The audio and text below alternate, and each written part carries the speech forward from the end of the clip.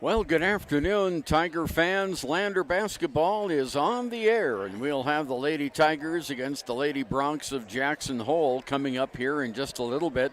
We're still in the middle of the boys' junior varsity game, and Jackson has a 50-39 lead over the Lander boys' JVs. And joining me on the broadcast, as usual, is Josh Henninger. And hey, Josh, how you doing?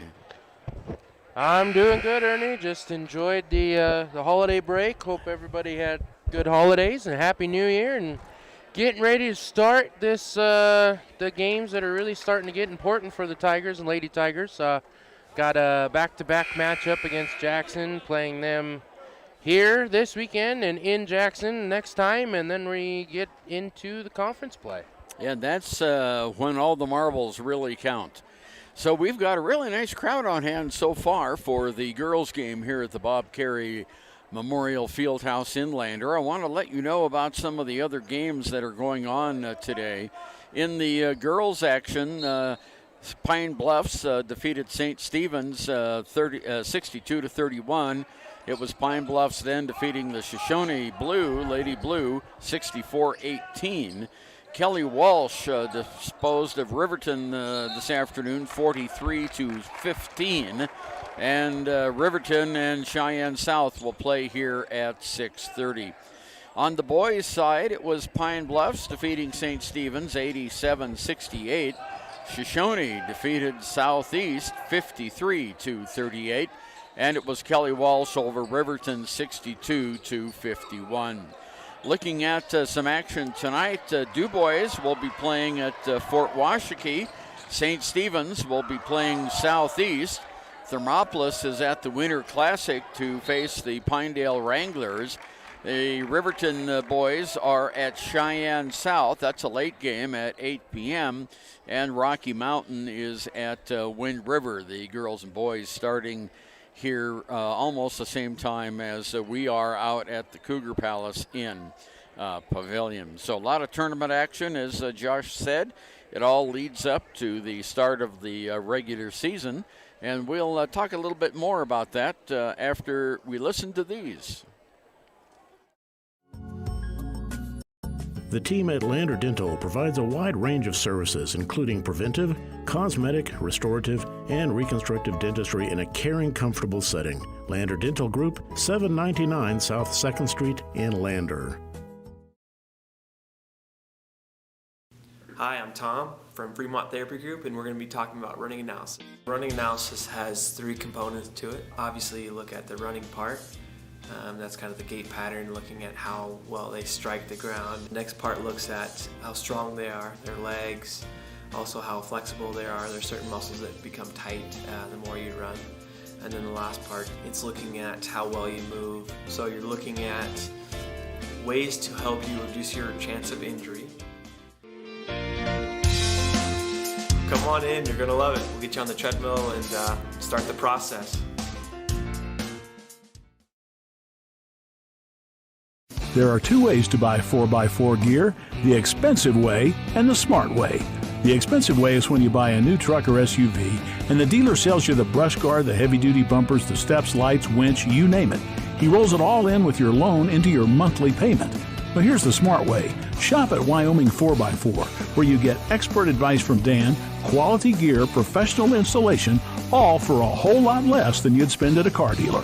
Wyoming 4x4 on North Federal in Riverton. The smart way to roll. Community Health Centers of Central Wyoming has locations across Fremont County ready to serve you at DuBois Medical Clinic, Riverton Community Health, and Lander Community Health Pediatrics. We accept all forms of insurance, including Medicaid and Medicare. Are you struggling to get medical care? Ask for their sliding fee scale. From family medicine to pediatrics, Community Health Centers are here to serve you. Call 307-463-7160 or visit chccw.org to schedule your appointment. Well, Josh, we'll see how the two teams perform here this evening. They've had a nice long holiday break. Their last action was in Douglas for the ladies at the Douglas tournament, and they won one and lost two there. And now they'll play the Jackson Bronx. And Jackson hasn't had that much success over the years in the girls program. Jason Huggins is in his third year as the Bronx coach and has a record of 7-37 in his 3 years. Neither program, either the boys or the girls in Jackson, has qualified for the state tournament recently. The boys have a new coach, Hayden Hatfield, his first year, and he's 0-3 right now. So we'll see what improvements we might see from the Jackson boys. But it'll be interesting to see how many folks come back in good shape from the holiday. Yeah, and looking at the record so far, Jackson is in 4A, so they are one class above. The girls are 2-1. Program showing that the head coach is Andrea Joyce. So I believe it's a new program, new style. It looks like they do have some good size to them. I know a couple years ago the girls kind of ran with it and were high speed, run and gun, and now they've got a bunch of post play the inside, and they'll look to use that advantage on the size department, because the Lander girls, they do have a couple girls that have some good size. But looking at the Jackson team coming in, they do have a couple girls that are 6 feet and above, and they will definitely have the advantage in the size department there. Carson Breeding comes in for the Lady Bronx at averaging 12.3 points a game. Rachel Noyce averaging 10 points a game, and Audrey Forrest averaging 9 points a game. So they do have some balanced scoring with 3 of their top 5 starters.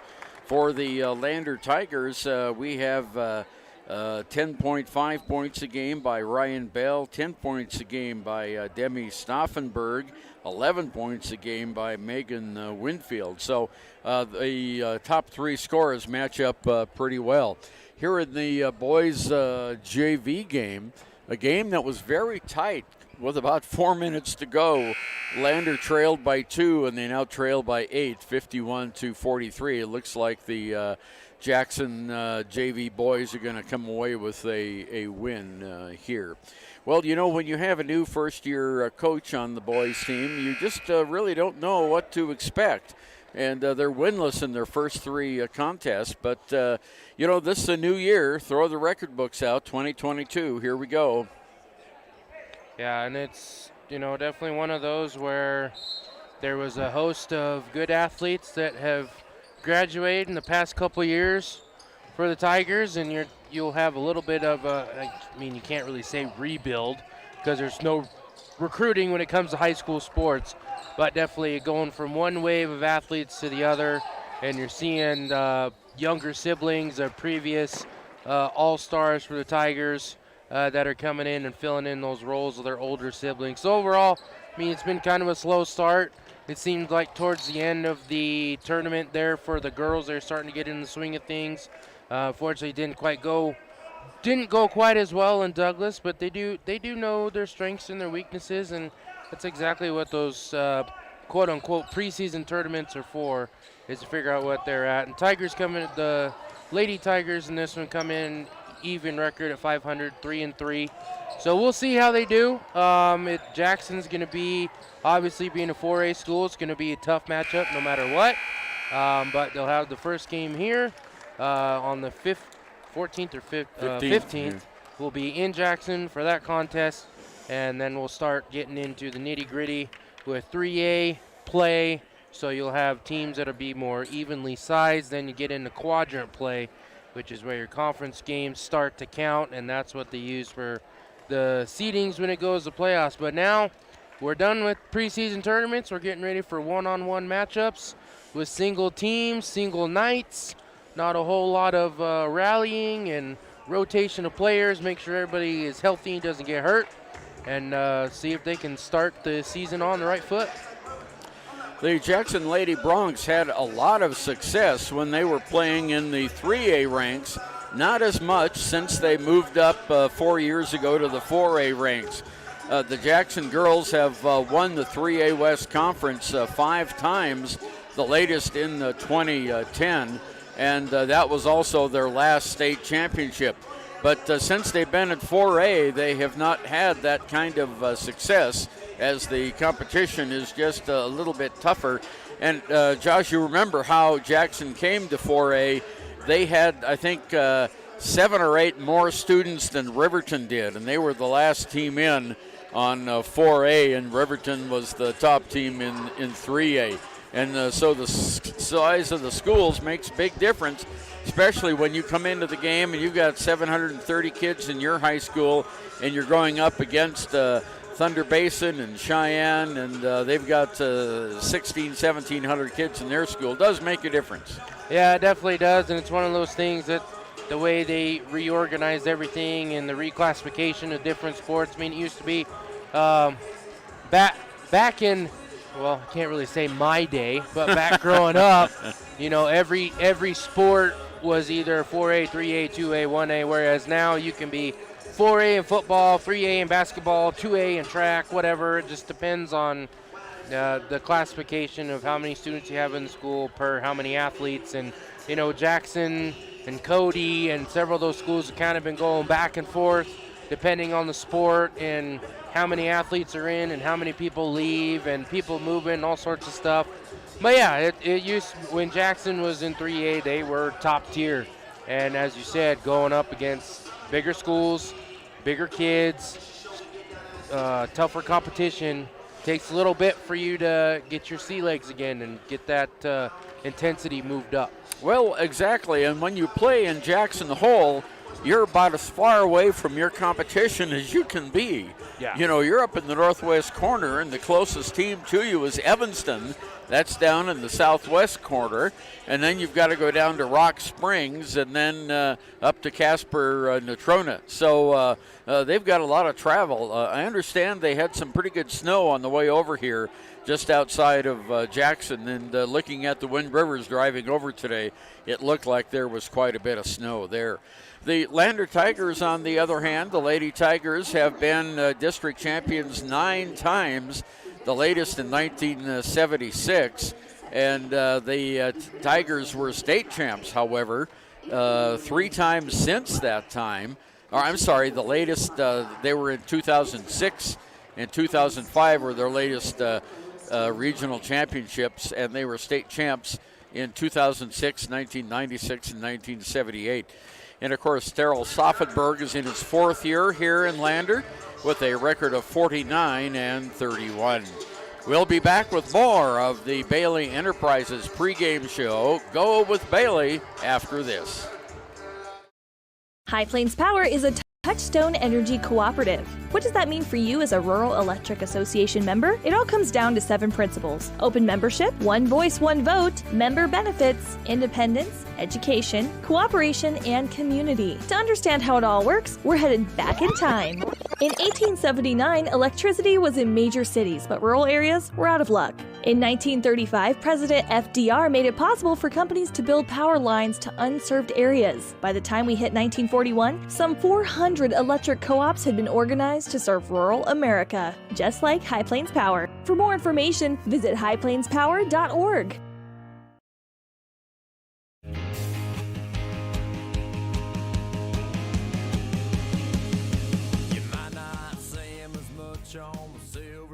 I'm Bo Clark, coach of the University of Wyoming rodeo team, reminding you that putting on a seatbelt doesn't take 8 seconds, and it can save your life. Go folks, buckle up! I think the world needs more cowboys.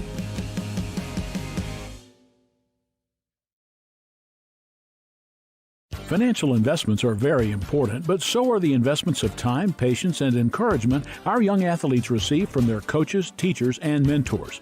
John Shade, your Lander Edward Jones financial advisor, understands this. That's why John Shade is a proud sponsor of Lander Tigers basketball on KFCW. For all of your investment needs, call John Shade at 335-7722 or visit edwardjones.com. Edward Jones, member SIPC. Your car or truck is an investment. When it needs repairs, you need someone you can trust to do the job right. Take it to Gunner's Automotive. They repair all makes and models of cars and trucks, from oil changes to brakes, tires, and more. Gunner's Automotive, 856-2288. Well, we did have one development during the holiday break, Josh, and that was Demi Stauffenberg, one of the starters of the Lander Lady Tigers, signed a letter of intent, and she's going to decide on playing volleyball.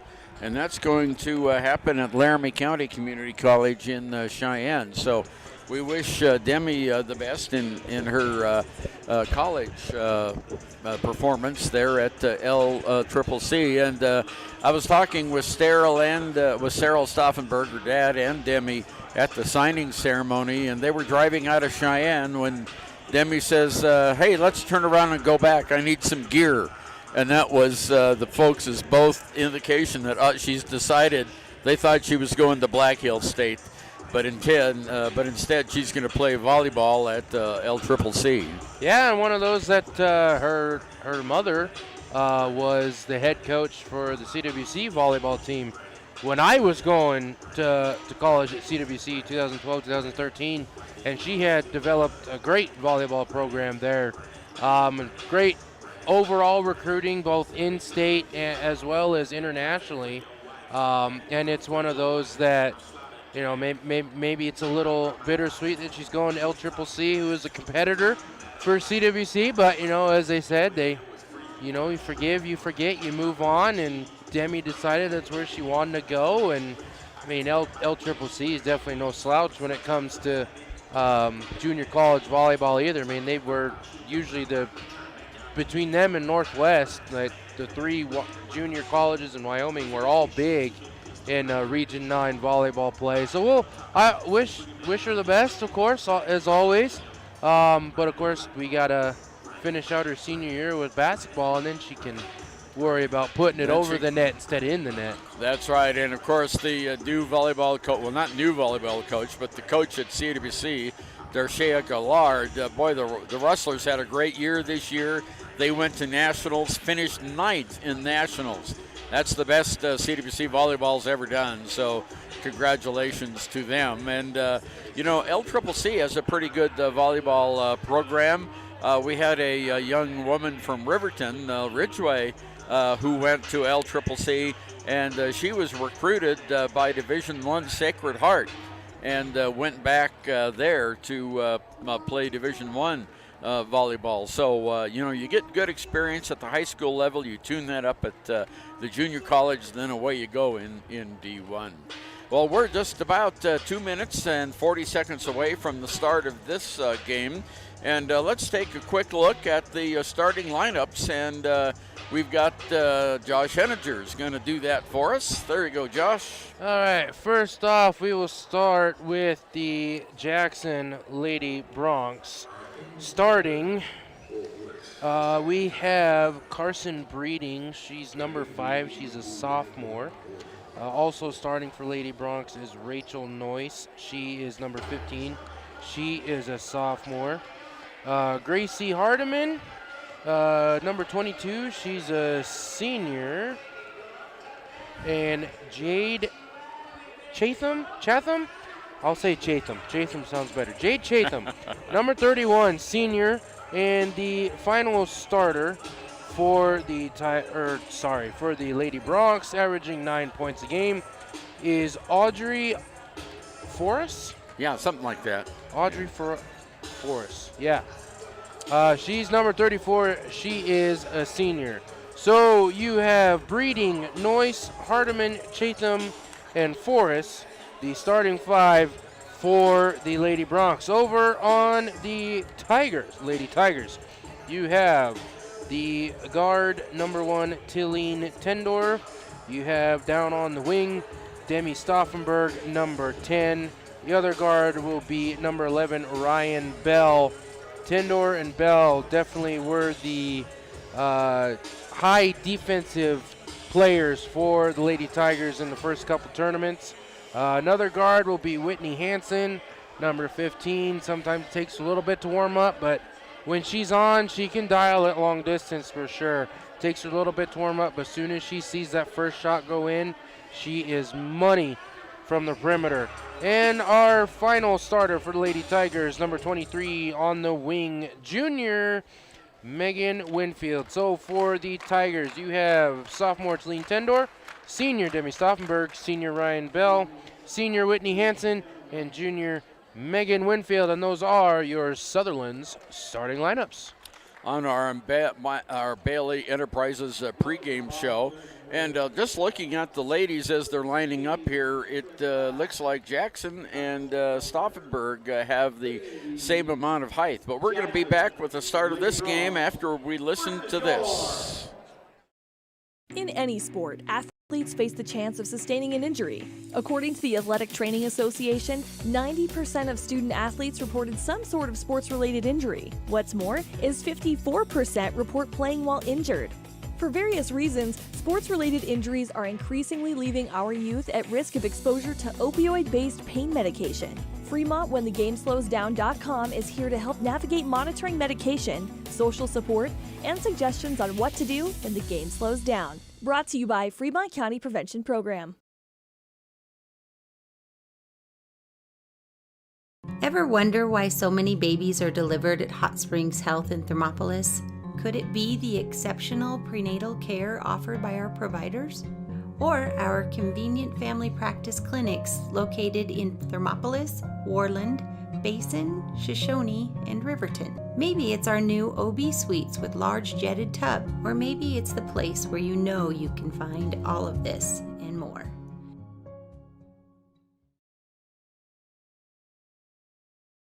The choice is yours. Sutherland's Friends of the Family Plus Consumer Credit Card lets you choose from 5% off instantly at the register or special financing on qualifying purchases. That means no forms, no waiting, no rebates. You can choose 5% off instantly with your Sutherland's credit card. Got a big project? Choose special financing. The choice is yours with Sutherland's Friends of the Family Plus Consumer Credit Card. Subject to credit approval. Minimum monthly payment required. See store for details. Only at Sutherland's. From the wide open spaces to the canyon near you, Wyoming.com is reaching more homes and businesses than ever before. For more than 25 years, we've aimed to provide the best internet and phone service to meet the needs of our customers all across the great state of Wyoming. Now it's getting even better. Wyoming.com, expanding to an area near you. Wyoming.com. We're out there. Back again at the Bob Carey Memorial Fieldhouse, and we're getting ready for the start of this basketball game between the Class 4A Jackson Hole High School Broncs and the Class 3A Lander Valley High School Lady Tigers. And just before we talked about that last break, we were talking about the height difference. Anna Ravel, a sophomore for the Jackson team, she's not a starter, but she comes in there about 6'2", Josh. She's the tallest player on the field. Debbie Stauffenberg for the Lander Valley Tigers is up there just about 6 foot. So Jackson will have the height advantage whenever she enters the basketball game. Yeah, definitely. You'll definitely want to look for her to put in some productive minutes off the bench for the Lady Broncs using that size advantage. We'll see if the Tigers will be able to get some good defense down in the post inside the paint. That was one thing we saw them struggle with in those first couple tournaments that we were able to see some action for Lady Tigers. So hopefully they're able to stitch that up, and Tendor and Bell are able to get some defensive stops, get some steals, set up some easy baskets for the Lady Tigers.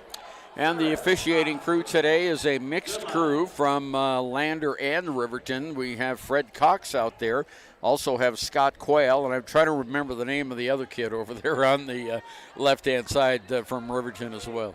And we will get this ball game underway. Boy, talk about a height disadvantage. Ryan Bell comes in about 5'6", and she's going up against a 6-footer, and the tip of obviously goes to the Jackson Hole Broncs as Carson Breeding brings it down for the Broncs. They're dressed in gray uniforms with black numbers trimmed in orange, and they have a black and orange stripe down their gray trunk. So that's the color scheme today for the visiting Jackson Hole Broncs. On the far side now, Jade Chatham has it, goes back inside to Rachel Noyce, whose mother is the coach. There's one from outside that's off, not good, and that was by Carolyn Forrest. And the rebound is going to be a tie up, a held ball, and Lander will have it. Whitney Hansen to take the ball out. Hansen brings it into Tendor. Tendor dribbling it slowly in the backcourt, now into the forecourt, across the timeline on the right-hand side. Goes to the left-hand side to Winfield. Winfield with her hair in a ponytail, back over to Hansen. Hansen at the baseline puts up a shot, up not good, but nice rebound by Ryan Bell, quick on the rebound hands. Back over to Tendor. Tendor in the right side outside, back out to Bell. Bell, cross-court pass, it goes to Hansen. Hansen back on the near side to Winfield from 15. No. Rebound underneath by Hansen. Her shot is not good, but she draws the foul. That's a good possession for the Lady Tigers, getting 2 offensive rebounds, putting the putbacks for second and third chances, now sending Hansen to the line for 2, making it to where they have extra possessions and extra opportunities to get first on the scoreboard. That's exactly what Hansen will do as she sinks the first free throw. As we are just over a minute into this contest, Tigers lead 1-0. Gracie Hardman, a senior, picked up that personal foul for the Bronx as Hansen makes it 2 in a row. So Lander is out on top in this one, 2-0. Full court pressure in the backcourt, putting a lot of heat on the Jackson Hole Lady Bronx. They finally break the half-court trap, get it down court to Breeding. Breeding on top of the key now to Forez. Forez, near side, Chatham on top again, goes to Forez. Forez stops. It could be Forez, too. I'm not really sure. In the middle to Hardman. Hardman can't shoot. There's a shot that goes up, rebounded very nicely by Demi Stauffenberg. Long outlet pass underneath, and drawing the foul as she goes to the basket is Whitney Hansen. Her second opportunity for free throws here in this first quarter. And the penalty, the whistle, goes against Carson Breeding, a sophomore. Well, actually, they're not going to go to the free throw. They called that one on the ground.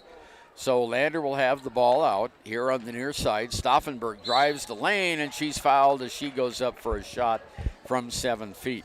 And the personal is going to be whistled on Rachel Noyce, another sophomore. They've got 1, 2, 3, 4 sophomores and 1 junior and 3 seniors on their team. Free throw is good. Jackson starting off on the defensive possession. They're in a 2-3 zone. Stauffenberg had it in the far corner. She saw the gap, drove inside, saw an opening, drew the contact, and was able to get both free throws. So far, Tigers are taking advantage of the free throws. They're 4 for 4 so far. And the team fouls, Jackson is 3. Tigers have yet to be whistled for a foul.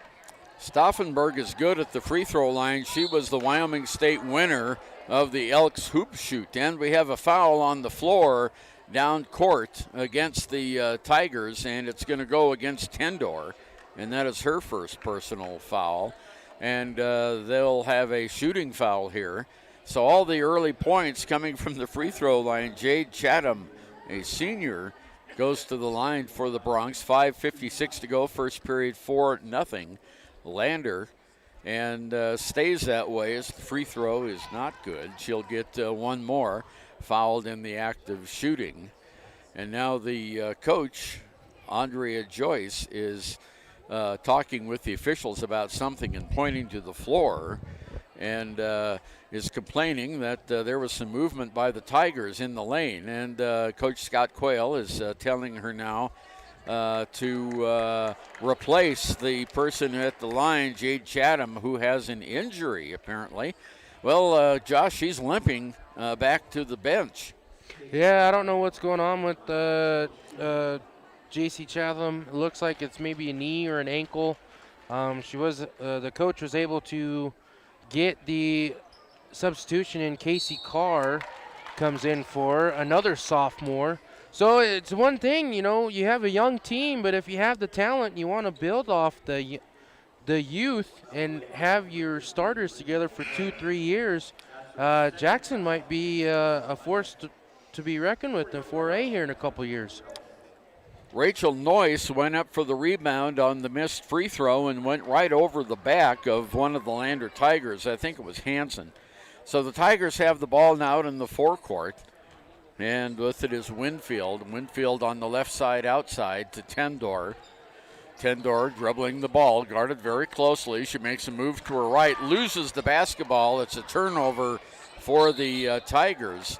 And we have a held ball, and that will go to Jackson.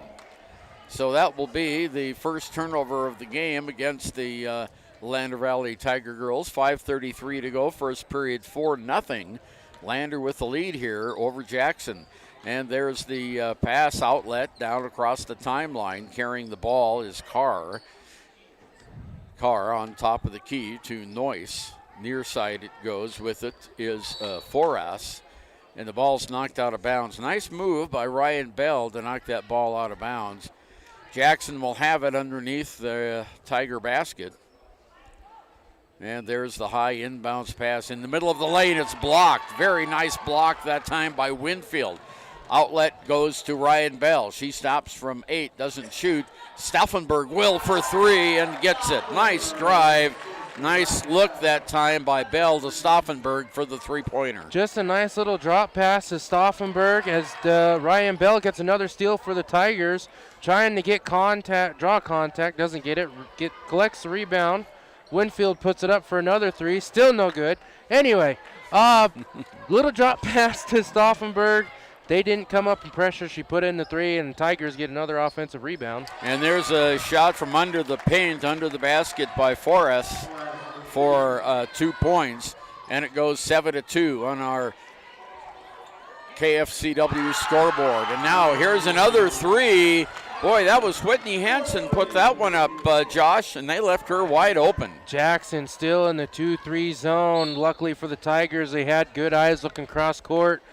Hansen was sitting there all alone. Like I said, she sees that first shot go in. She's usually pretty good, especially from the perimeter. Tigers taking advantage of that zone with big leaks in it. They lead 10-2 halfway through the first quarter. Taking it out on the far side is Carson Breeding.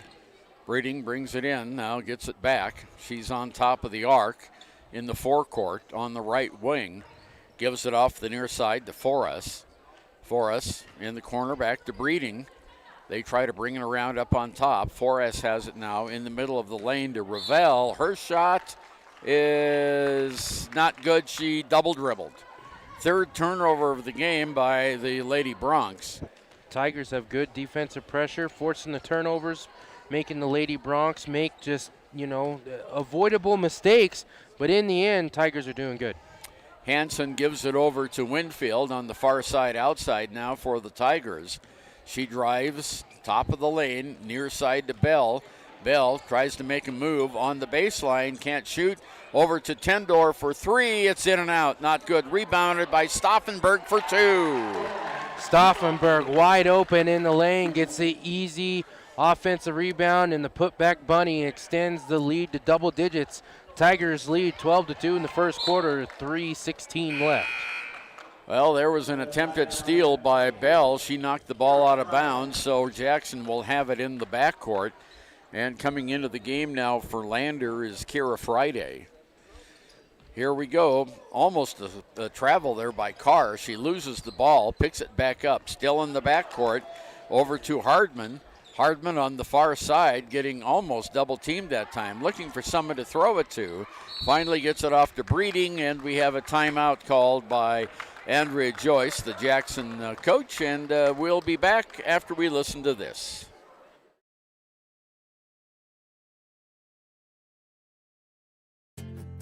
From one corner of the state to the other, over 82% of Wyomingites wear their seatbelts. And to the 18% who don't, we say, let's buckle up for life, Wyoming. It's Lander 12 and Jackson 2 in this first game of 2. The Lady Tigers first on the floor here. Had a really exciting boys junior varsity game that Jackson pulled away in the final 4 minutes to win. Lander had it down to 2 points and actually had a lead in the fourth quarter And then the wheels fell off, and they lost, I forgot to write it down, I think it was 51-39. But right now we have the Jackson Lady Broncs with the ball, Breeding on top of the arc, drives in the lane, and an offensive player control foul is going to be called on Ravel. And so that is her first. And she was the young lady that I was talking about, Josh, who is the tallest player on the Jackson team. And she also is only a sophomore. I mean, we mentioned it earlier, your starting five has four underclassmen and then a junior. So there's definitely some youth with this Jackson team. Hopefully they can keep this group together and gain some momentum through their high school careers. Shot is up and off, not good by Winfield, and knocked out of bounds by the Lady Broncs. So Stauffenberg takes it out. In it goes to Hansen. There's a long shot. She's fouled. No, Stauffenberg draws the foul. She'll get 3 free throws, Josh. Yeah, they were just moving the ball around the perimeter, that 2-3 zone. With a 3-guard lineup that the Lady Tigers run, you're naturally going to have at least 3 outside shooters. With Stauffenberg being on the wing, but also a pretty solid 3-point shooter, she also will either stay on a low block or leak out. That time she found the opening, put up the shot, drew the contact from behind the arc, goes to the line for 3. She makes the first. 13-2, Lady Tigers lead, 2.5 minutes left in the first quarter. Well, she makes the second. She's got one more. I mentioned earlier that Stauffenberg is a free throw champion. When she was in middle school and grade school and middle school over in Riverton, she won the Wyoming State Free Throw Championships, the Elks Hoop Shoot, 3 times in a row. Well, she misses that one. She gets 2 of 3. Jackson rebounds. The Gracie Hardman comes away with it. There's a steal, a whistle, and a foul is going to be called on Gracie Hardman. Really, really nice motion that time by Hansen, who got the turnover and then drew the foul. Yeah, her and Hardman were fighting for that rebound off the missed free throw. Hardman came away with it and kind of started throwing the bows, trying to clear Hansen away. Hansen just stays behind her, lost a little concentration, comes up behind, pokes the ball out. And then I think Hardman, with a little bit of a frustration foul, knowing that it was totally her fault, giving up that turnover. And Hansen's taking advantage of it by making the first free throw. And big news for the Tigers. That's the 7th team foul already for the Lady Broncs. So Tigers are in the bonus for the remaining of the first half. And she hit both of the free throws on the one in bonus, and so it goes to 16-2 now. Lander Valley with the lead, and Hardman brings it down the court for the Broncs. There's a bounce pass over on the right-hand side to Carr. Carr gets it in the middle now, back over to Hardman. Hardman has the ball knocked away from her. Another turnover by the Jackson Broncs, their 5th. A long outlet pass goes to Bell. Now back on the near side. Here's a shot up, and not good. And that was done by Darian Bell. There's a steal. Shot out by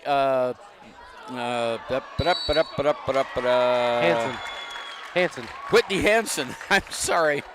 She looks so much like her mom that I almost called her mom's name there and got tangled up. But there's a personal foul, and that's going to be the 3rd one on Ravel. And she's in foul trouble. And going to the line is Ryan Bell for 1. She gets it. She'll have another as we're in the 1 in bonus. 17-2 now. Lander with the lead. 3 fouls in the first quarter, and Coach Joyce for the Lady Broncs is not going to take her out. That might be a big gamble here early. And we have a timeout, and I bet the substitution comes right here. Lander 18, Jackson 2, 1:45 to go. We'll be back. Gotchi Rehabilitation and Wellness knows what it means to be on top of your game. For over 60 years, Gotchi has led the field in providing physical therapy, occupational therapy, and wellness in Thermopolis and their facilities in Worland, Basin, Powell, Cody, and Shoshone. Whether you're recovering from an injury, deconditioned, post-stroke, or just looking to take control of your health, you'll find years of dedicated experience paired with personal care at Gotchi Rehabilitation and Wellness. Learn more at gotchi.org.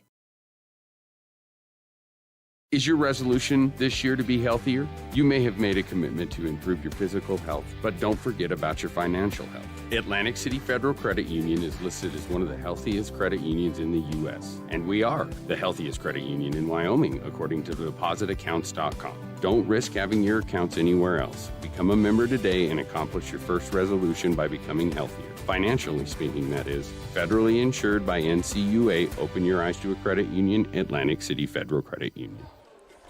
16-point lead by the Lander Lady Tigers. The closest Jackson Hole has been was when the score was 4-2.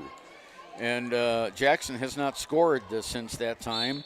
And the Lady Tigers have rolled off 11 consecutive unanswered points.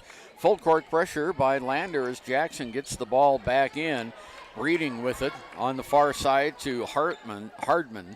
Back to Breeding on top of the arc now, midway between the two lines. She makes a move in toward the the free throw line. Shots up, in and out, not good. And Lander gets the rebound, and it's knocked out of bounds, and that will go off of Ryan Bell. So Jackson controls it on the underneath the Lander basket. And it's Breeding who will take it out. Long inbounds pass to Hardman. On the near side, Ravel throws it away. 7th turnover by Jackson. Tiger defense has been stifling against the Lady Bronx. They've been doing a little bit of a switch. One possession, it's man-to-man. Next possession, they go to a zone.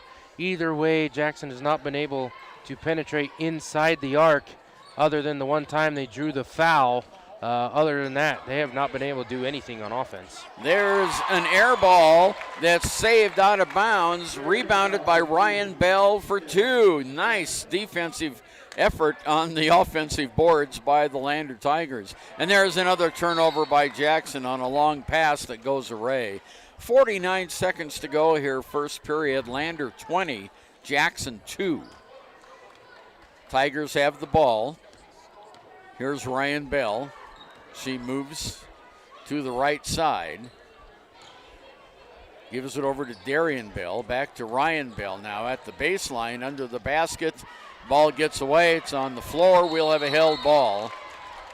And it'll stay with the Tigers. 30 seconds to go here. And that was just a good tie-up by Hansen. It was partially blocked out of her hands by, who was it? Ravel, and she was able to get back, collect herself, and at least tie it up to keep the possession as Winfield tried to put up a 3. That was nothing but air. Yeah, so that was her second air ball. Yeah, Jackson will have the foreseeable future, will have the last possession first quarter. Oh, there's a nice steal by Ryan Bell. Goes off to Winfield. She hits the 2 to make up for the air balls. Her first points of the game. It's 22-2. 20-point lead. We're down near the last couple of seconds. That's the end of the first period of play. Lander Valley 22, Jackson Hole 2. Back after this.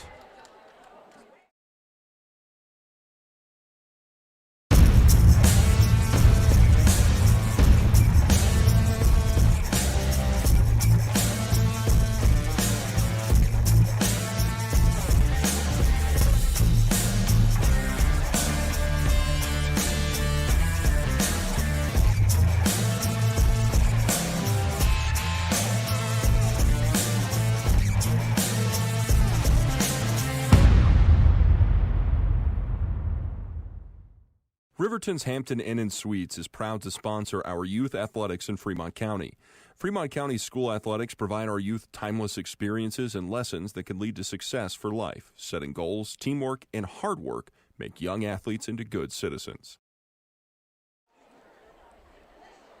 Well, it's 22-2. The Tigers on a nice 20-zip run here to end the first period of play, in total control of this one.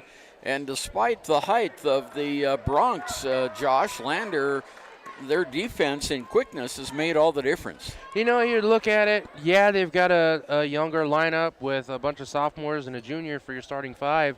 But overall, they've got a better record at 2-1. They're obviously the bigger school in 4A, and Tigers are in 3A. But right now, it is all Lady Tigers for basically all of the first quarter. Flores puts up a shot from 18. Not good. Rebounded by Hansen. Down to Winfield for 3. She hits it. Winfield, nice open look on the far side wing, and immediately Jackson's coach is not happy. She takes another timeout. Not a good way to start the second quarter. Sees the open look, gives it to Winfield, far side, up and in for 3. That time was nothing but net instead of nothing but air. And the Tigers lead 25-2 with 7:40 here in the second period. The big thing for the Tigers, too, is with about 2.5 minutes left in the first quarter, they're already in the bonus, and the team fouls carry over from one quarter to the other, at least in the first half. Then they reset at halftime, start over in the second half, then they carry over from the third to the fourth quarter.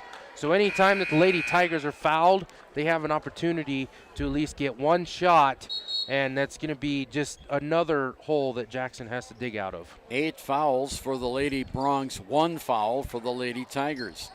Here's Hardiman in the backcourt trying to get rid of it, finds Breeding. Breeding can't, and there's a foul. Well, there's a second personal foul on Lander against Megan Winfield. She was trying to get the basketball and made contact. Couple of substitutes now for the Jackson Hole Bronx. Coming in is Bailey Chamberlain. She is a senior, and she's the smallest player out there on the floor right now, almost the same height as Ryan Bell. Okay, Jackson has it on the far side. Breeding in the corner, hands it off on the to Casey Carr on the near side. Ball's knocked away. Carr picks it up and launches one. No, in the rebound in the middle by Breeding for 2. Well, I guess that basket doesn't have a cover on it after all.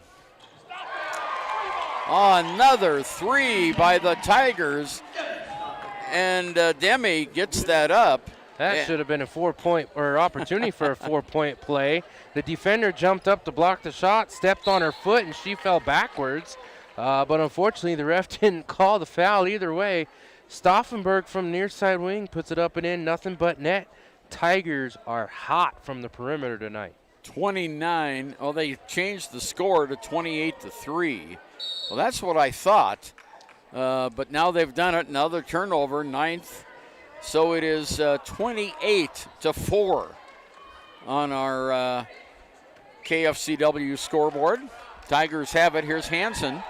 Whitney Hansen, there's no one back. She finally launches it down court. Picking up the ball for the Tigers is Layla Norris. Norris with a couple new players in there. Here's Winfield on top of the arc. Gives it off to Hansen in the corner to Norris. Norris back to Hansen. On the right wing all the way across. Stauffenberg for 3. It's short this time. Hits the front of that orange rim. Rebounded by the Jackson Hole Bronx. Coming down court quickly is Breeding in the corner. Trying to get a little 360 action going there. Shot is blocked. Oh, that could have been a travel. Yeah, that should have been a travel. Not called. Here's Harding. Harding in the lane, and she's going to draw the foul. Well, actually, there were 2 travels on that last call, but yeah. Anyway, with the Tigers leading 28-4, I don't think there's going to be much objection to that, as we have Jackson's ball on the alternating possession here. Inbounds it goes on top to Hardiman. Hardiman with the ball, just her foot on the arc. Passes on the far side to Chamberlain. Chamberlain back on the near side. Chatham to Hardiman in the middle. Hardiman got her foot in the lane. She could get a 3-second here. There's the shot up, off, not good. Rebounded nicely by Demi Stauffenberg. Demi brings it down the court quickly. 5:24 to go in the first half. It's Lander 28, Jackson Hole 4. There's another big 3 by Winfield, her second. And it goes 31-4 on our KFCW scoreboard. You can definitely tell that the Tigers like shooting from the wing, both the near side and the far side. They do a couple passes along the perimeter, beat that zone, find the open shooter, put it up and in. They've connected several times from long distance. On the far side with the basketball is Carr. Her shot is wild, not good. Air ball picked out by Hansen, and she kicks the ball out of bounds. She bounced it right off her knee, I think, Josh. Yeah, there's just enough pressure from behind by Breeding that she could hear. Probably felt the steps a little bit on the court, and unfortunately just lost concentration with the dribble. Goes off her knee, but you know what? She's been having a good game so far. We'll give her the benefit of the doubt. Whitney Hansen comes out. Going in is Ryan Bell for the Lander Valley Tigers. Casey Carr with it to Breeding. Breeding back over to Carr. Carr bounce pass underneath, and we have 2 players on the ground. They both wanted that basketball, didn't they, Josh? You know, it's one of those that you've got a post battle, but it's not between the 2 tallest girls. Right. It's the 2 most well-built girls between Hardeman for Jackson and Winfield for the Lady Tigers. They both have about the same build, and they've been there's a couple times where I thought it might come to blows between the 2 of them trying to find position. So that'll be a good matchup to watch for the rest of this contest.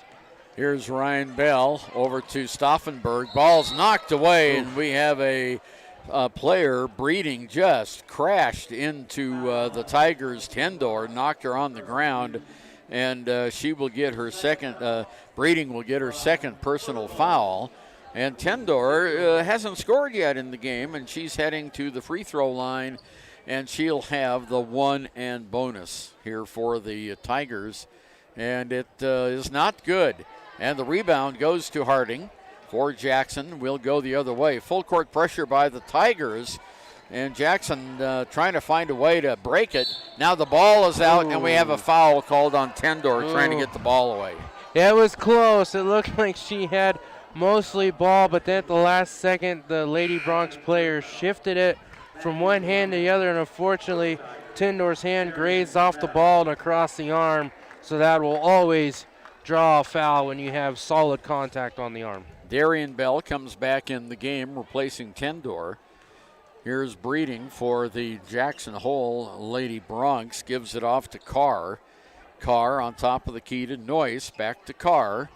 Carr, ball high above her head, goes to the right wing. Underneath it goes, shot is off the glass and in.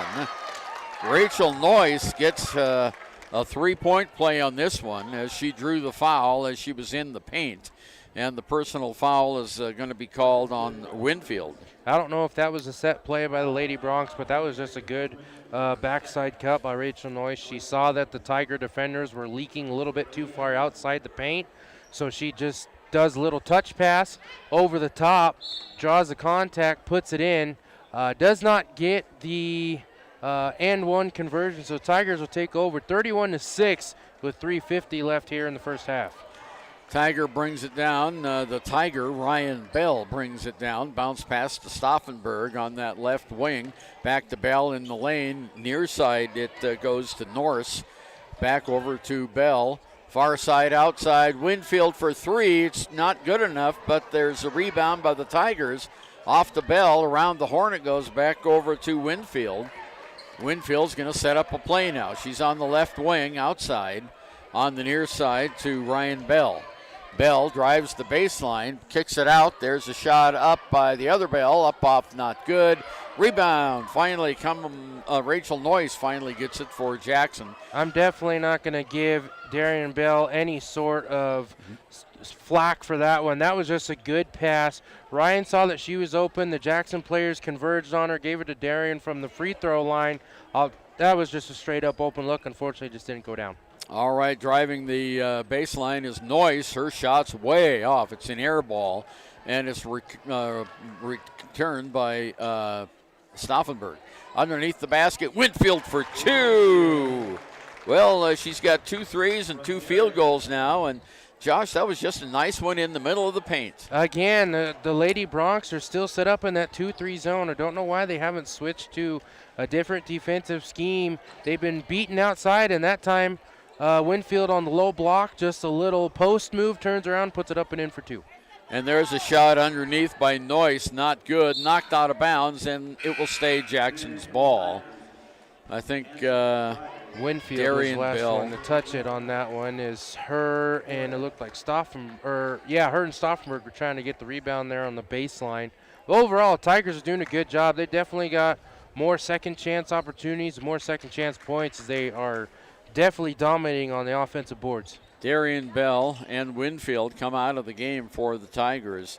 With it now, Chamberlain underneath, and the ball's knocked away. Another turnover by Jackson, their 11th.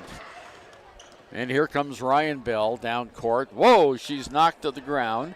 Ball gets over to Stauffenberg.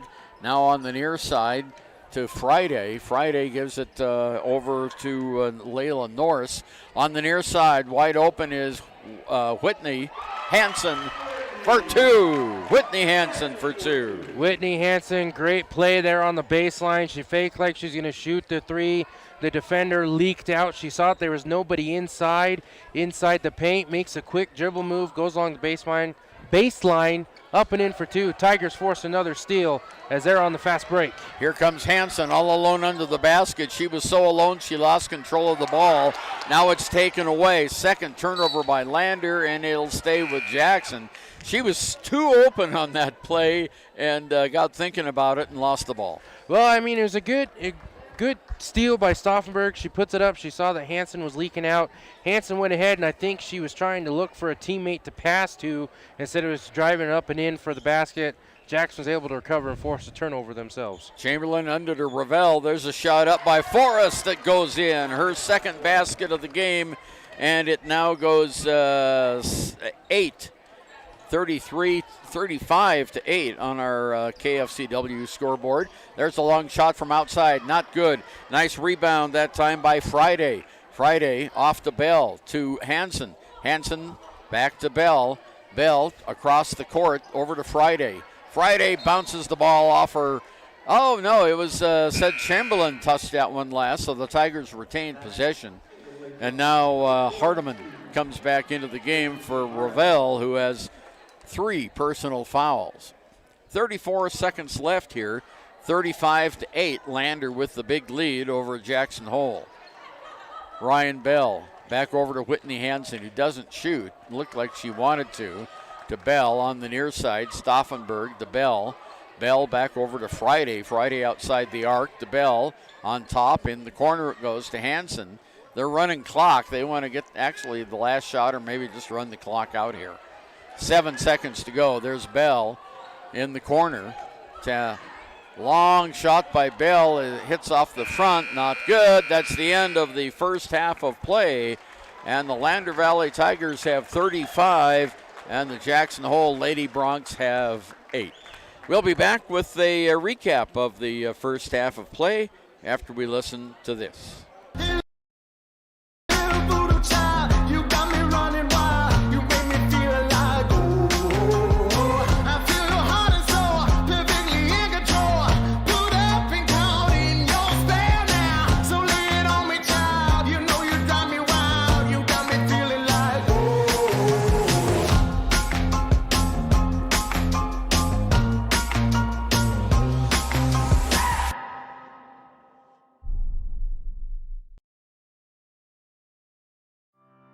Former University of Wyoming quarterback Josh Allen is worthy of Wyoming. 23 plays into my first start here at the University of Wyoming. I dropped back, kind of went through a progression. I saw the middle of the field kind of open up. I decided to lower my shoulder. His helmet went straight into my collarbone here. We landed on the 20-yard line. At that moment, I knew something was really bad. So Josh's collarbone was pretty bad. He had broken in multiple places, and it required hardware fixation with the plate in order to get it back together. It was devastating news to me and my family, just knowing that, it could have ended 23 plays in. We had no question whether we could perform the surgery here, given our wide range of varying subspecialties within orthopedics. I would recommend Premier Bone and Joint Centers. The thing that made me feel really comfortable with them was they made it feel like your own family. I think he'll have no problem performing in the NFL. His rehab and his recovery done very well, and I don't see any restrictions on him whatsoever. They want the best for you, and they won't steer you wrong. Let us show you why we're worthy of Wyoming. Riverton Vision Center offers comprehensive eye health exams, highly trained staff, and a large selection of fashion eyewear and sunglasses. Dr. Ballard, Dr. Hinkle, and Dr. Frazier offer over 70 years of experience. Call Riverton Vision Center at 856-9451 to schedule an appointment today. When repairs are complete after a collision, you expect your car, SUV, or truck to look like new. That's the service you'll receive at Stork Auto Body in Riverton. Professionalism and meticulous attention to detail. You can depend on Stork Auto Body, 841 Miniweb Avenue, Riverton. Why should you choose Lander Medical Clinic or Western Family Care for your health care? In addition to 4 locations in Fremont County, they also provide telehealth. Telehealth can be your go-to answer when you're out of town, on the road, or just can't get to urgent care. All you need is a good internet connection. To schedule a telehealth appointment, call 332-3941 today. That's 332-3941. Lander Medical Clinic and Western Family Care. With telehealth, they're putting your health first every time. During winter storms, it doesn't take long for roads to turn slick. Snowfall is often accompanied by high winds, and blowing and drifting snow can make it difficult to see the road. Speed limits are based on dry pavement conditions and good visibility. Be ready to reduce speed and increase following distance. Crashes are twice as likely to happen when it's slick out, and it's usually because someone is driving too fast for conditions. Remember, when there's ice and snow, take it slow. This message is brought to you by WYDOT. Central Wyoming College now offers Bachelor of Applied Science degrees in Early Childhood Education and Organizational Management and Leadership, with an emphasis in outdoor education, tribal leadership, or business and entrepreneurial leadership. CWC offers 3 ways to learn: online, virtual, and in person. Learn, grow, lead, and advance at Central Wyoming College. CWC is leading the way with expanded programs in the Bachelor of Applied Science degrees. At Teton Therapy, our people make the difference.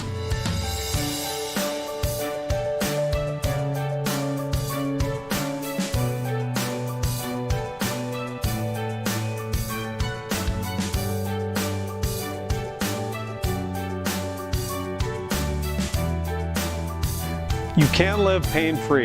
The amazing staff at Teton Therapy can help in Lander and Riverton. Back again at the Bob Carey Memorial Fieldhouse in Lander, and the scoring roundup for the Jackson Hole Lady Broncs. We have one player with 4 points, and that's Caroline Forrest. And then Rachel Noyce has 2, and Carson Breeding has 2.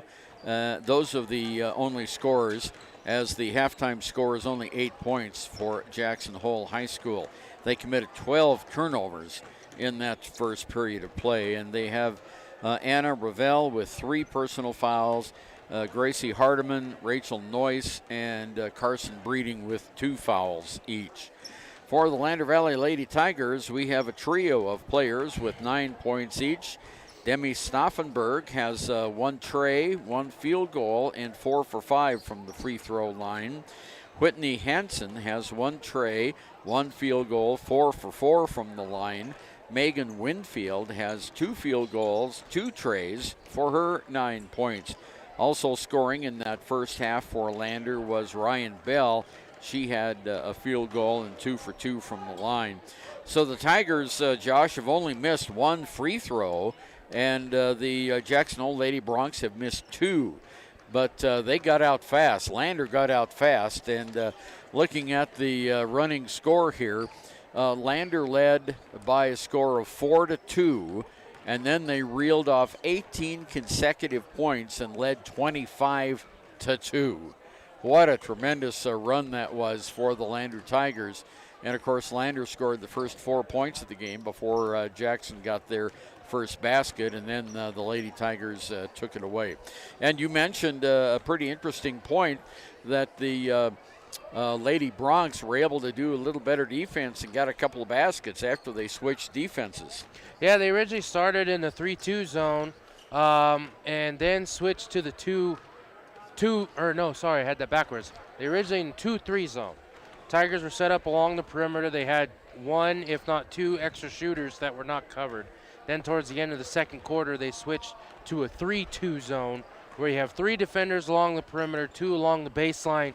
And on that last possession, no matter who the Tigers gave it to, whether it was Bell, it was Staffenberg, it was Hansen along the perimeter, then they tried to put it inside to Winfield. Every time that they did that, the Lady Broncs were able to cover it and keep them from scoring at the end of the first half. But, I mean, 35-8, definitely not the score I was expecting. Just looking at the records, looking at the size advantage for the Lady Broncs. Yes, it's a younger team, but obviously if you've got sophomores and juniors that are starting above the seniors, they've got talent. And as a newer coach, I do not give any flack whatsoever to the coach of the Lady Broncs, Andrea Joyce, as she sees a solid group of players. They've got good size.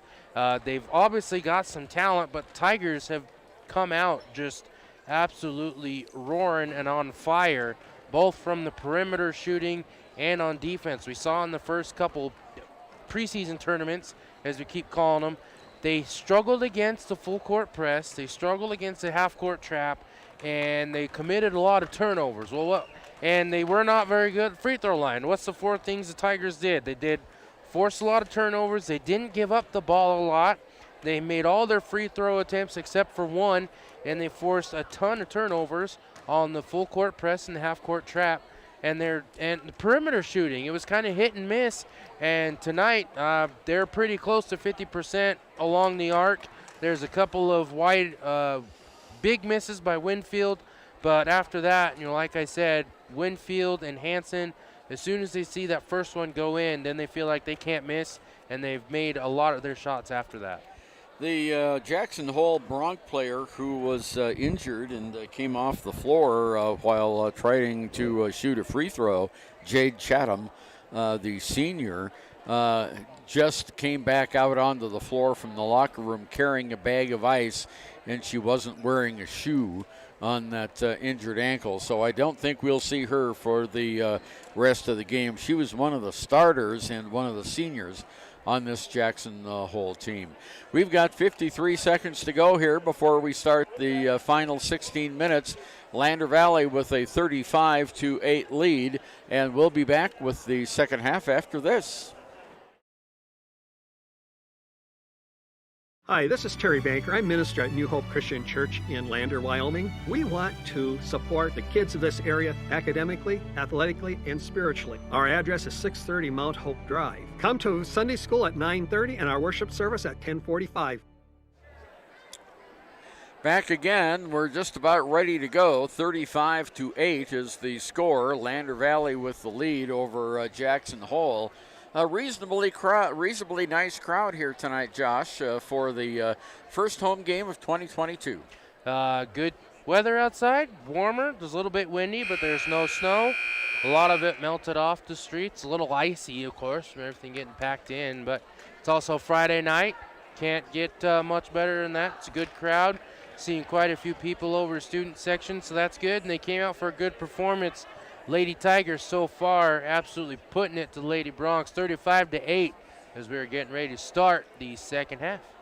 And the Lady Broncs will have it to start the second half of play. Carson Breeding will take it out at center court on the far side, and she'll inbound it there. And, sometimes with these long ponytails, it's hard to find those numbers. Drawing the basket is Andre Forrest, and long ponytail, and she scores the basket. So Jackson gets the first points here of the second half, 35-10 on our KFCW scoreboard. Lander with it now. Winfield does a 360 on top of the arc. Right-hand side now on the wing. It goes to Stauffenberg. She moves it across the court to Bell. Bell moves it in the lane, back over to Winfield for three. No, not good. Rebounded by Hardiman. For Jackson, gives it off to Chamberlain. Crosses the timeline. No pressure by the Tigers in this half so far. Forrest has it. She drives at the free throw line, brings it out over to Breeding on the left wing. Breeding across the key. Bounce pass over in the corner, stolen away. 13th turnover. Down court, Ryan Bell throws it up, and the prayer is answered. Ryan Bell with a nice drive and 2 points. Tendor is able to force the turnover, gets the steal, goes down court, sees Ryan Bell ahead of her. Great outlet pass. Bell puts it up high off glass. Easy bunny Tigers score and make it 37-10 here in the third quarter. And the Tigers knock the ball out of bounds underneath the Jackson basket, and Jackson will retain possession. 6:29 to go in the third period, 37-10. Lander with the lead. Inbounds pass goes to Hardiman. Hardiman near side to Noyce, and the ball is taken away. Nice defensive move, and the Lander Tigers go the other way. Long pass down court to Hansen. She hesitates, drives the baseline, doesn't shoot, hands it off to Winfield. Winfield at the baseline. She's blocked out, can't shoot, and she throws it away, trying to get someone on the outside. Pass was a little bit too weak. Jackson intercepts. Third turnover by the Tigers. So down court comes Breeding. Breeding in the middle of the lane, tries to put up a shot. It goes out of bounds, and it'll stay with Jackson. That was a pretty weak attempt at a shot. Yeah, I think it was partially blocked as well by Hansen or Stauffenberg. It did go out of bounds off Tigers, so it had to be tipped or partially manipulated some way and fashion. But that last offensive possession for the Tigers, we talked about it. Over majority of the first half, the Lady Broncs were in a 3-2 zone, or 2-3 zone rather. They switched it, and that time it looked like they were in a 3-2 zone where you had 3 people up front, 2 people down low, and it closed out the outside shots, but then that person would leak onto the baseline and close off the interior attempts as well. So that was the one time the Lady Broncs have stopped the Tigers on defense. There's Bell, or Tendor. It's a Bell knocked away from her. She picks it up just below the timeline on the right-hand wing. Cross-court pass, it goes to Tendor. Tendor at the free throw line drives the baseline, and a blocking foul is going to be called on Jackson. And that's going to be on Hardiman, and on Hardiman, that'll be her third. That,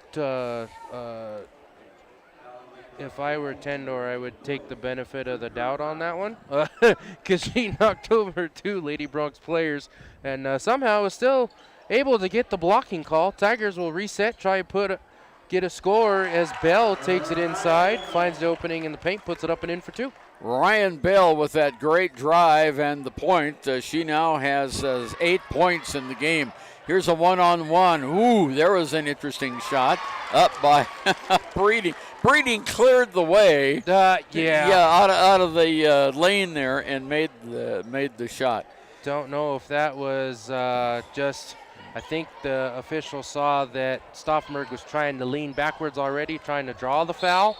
So, I mean, when it gets to that point where you're not sure whether it's legitimate or somebody trying to flop, at that point, I could see the no call. I'd rather see a no call than a bogus call when you're not sure. Anyway, I think that was a good call by the official, even though there's a lot of Tiger fans didn't agree with the no call there. Rachel Noyce, sorry about that, Jess. Rachel Noyce just picked up her 4th foul for Jackson. Lander has it. Stauffenberg outside the arc. She makes a move now, hands it off to Bell in the lane, down to Winfield in the baseline. She can't shoot. Covered very closely there, and we're going to get a whistle. And the official farthest away called the whistle because he could see the contact. And a technical foul. We have an elbow being thrown after that call. So we've got a personal foul and a technical foul. So that will make Forrest, I think that's 4 fouls on her now? That's her first. Oh, so the technical will give her 2 then? Yeah. Okay. So the technical gives her 2. And here is Winfield at the line. No good. In and out. Gravity was not kind to her. Still looking for double figures. She'll get another shot here. 4:31 to go, third period. This one's good. So she has 10 points now, and Lander will have the ball in the forecourt. They've set her up outside the lane there, or outside the the sideline. 4:31 to go, 41-12. Lander with the lead. Inbounds pass to Tendor. Back over to Hansen. Back to Bell now, Ryan Bell. Tendor has it. Underneath, all alone, Ryan Bell off to Stauffenberg for three. Oh. Not good, but the rebound to Tendor in the middle. Oh, and there's a tripping foul. Going to be called on Hardiman, and that's going to be 4 on her. Well, the Jackson coach just got a very stern look from Fred Cox as she went out on the floor and yelled at him. And fortunately, she didn't get a tee. Lander gets the ball out of bounds. Inbounds to Hansen, to Winfield on top, near side, Stauffenberg. Stauffenberg has the ball knocked away from her, but she recovers. On the far side it goes. Hansen with it. Whistle and traveling. Well, she took too many steps that time, Josh. Yeah, and it looked like when she went to cut inside, there's a little bit of a bump, a little bit of a hip check there by the Jackson defender that also could have been called a foul. Either way, just enough contact that it bothered her, but not enough to draw the foul. She did take that extra step before she passed it off to Stauffenberg. Overall, it's a great look. Tigers are starting to figure out Jackson has switched to a man-to-man defense, and they're making those extra cuts to try and drive inside. Norris now in the ball game for Lander, and we have a reach-in foul on a drive. It's a foul on the floor, and it's going to be called against Demi Stauffenberg. That's her first. And that's only the Tigers' 5th foul of the entire game. Yeah, and there was a clear foul that was not called there by number 44 on Jackson. This game's starting to get physical. These girls are starting to throw elbows and clear it out, and I think they're both starting to get pretty frustrated with the no calls here by the referees. Carolyn Forrest gets the shot up, off, not good. On the other side, Demi Stauffenberg returns the favor for 2, and it's 43-14. Timeout is being called on the floor. It'll be a full. Right back with more basketball in a minute. The team at Lander Dental provides a wide range of services, including preventive, cosmetic, restorative, and reconstructive dentistry in a caring, comfortable setting. Lander Dental Group, 799 South 2nd Street in Lander. Hi, I'm Tom from Fremont Therapy Group, and we're going to be talking about running analysis. Running analysis has 3 components to it. Obviously, you look at the running part. That's kind of the gait pattern, looking at how well they strike the ground. The next part looks at how strong they are, their legs, also how flexible they are. There's certain muscles that become tight the more you run. And then the last part, it's looking at how well you move. So you're looking at ways to help you reduce your chance of injury. Come on in, you're going to love it. We'll get you on the treadmill and start the process. 3 minutes, 28 seconds to go in the third period. It's been all Lander Valley. 43-14 is the score on our KFCW scoreboard. Jackson looking at full court pressure as they inbounds the pass. It's Forrest. Near side goes to Chamberlain, still in the backcourt. Back to Forrest, looking for someone to throw it to. They get it to Hardiman. Now to Breeding. She was wide open, and the ball off of her and out of bounds. Another turnover by Jackson. This is their 15th turnover of the game. At that time, they're able to beat that full court press. Of course, it was towards the end, as there's a good pass from Hardiman over to Ravel. Unfortunately, it went, the next leading pass was too far. It went out of bounds. Tigers get another turnover as they try to get on the board again. 3 minutes left here in the third quarter. Stauffenberg gives it off on the far side to Kira Friday. Now on top of the key to Norris. Norris dribbling it around. Over to Tendor in the corner on the right side outside. Stauffenberg on top of the key now. 2:43 to go, period 3. 43-14. There's a shot from on top of the key for 3. Not good. Fight for the rebound. And one of the smaller ladies out there, Bailey Chamberlain, for Jackson, comes away with it. She's stuck in the back court.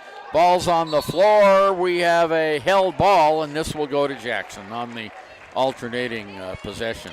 I don't know if the Tigers are trying to set up a full court press, but Tendor saw that Chamberlain had no help, so she stuck her paw in there, was able to get the ball loose, and then behind Chamberlain was Gracie Hardiman, and Tendor turns over to their other side on her back and is able to force the jump ball. Just good defensive pressure from Talene Tendor, something we have seen so far this year for the Lady Tigers. Hardiman has it in the forecourt finally for Jackson.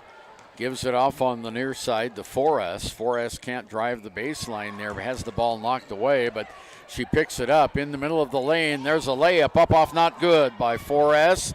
We have two Forrests out there. Shot's not good. Rebound. Foul is going to be called on the floor against Lander.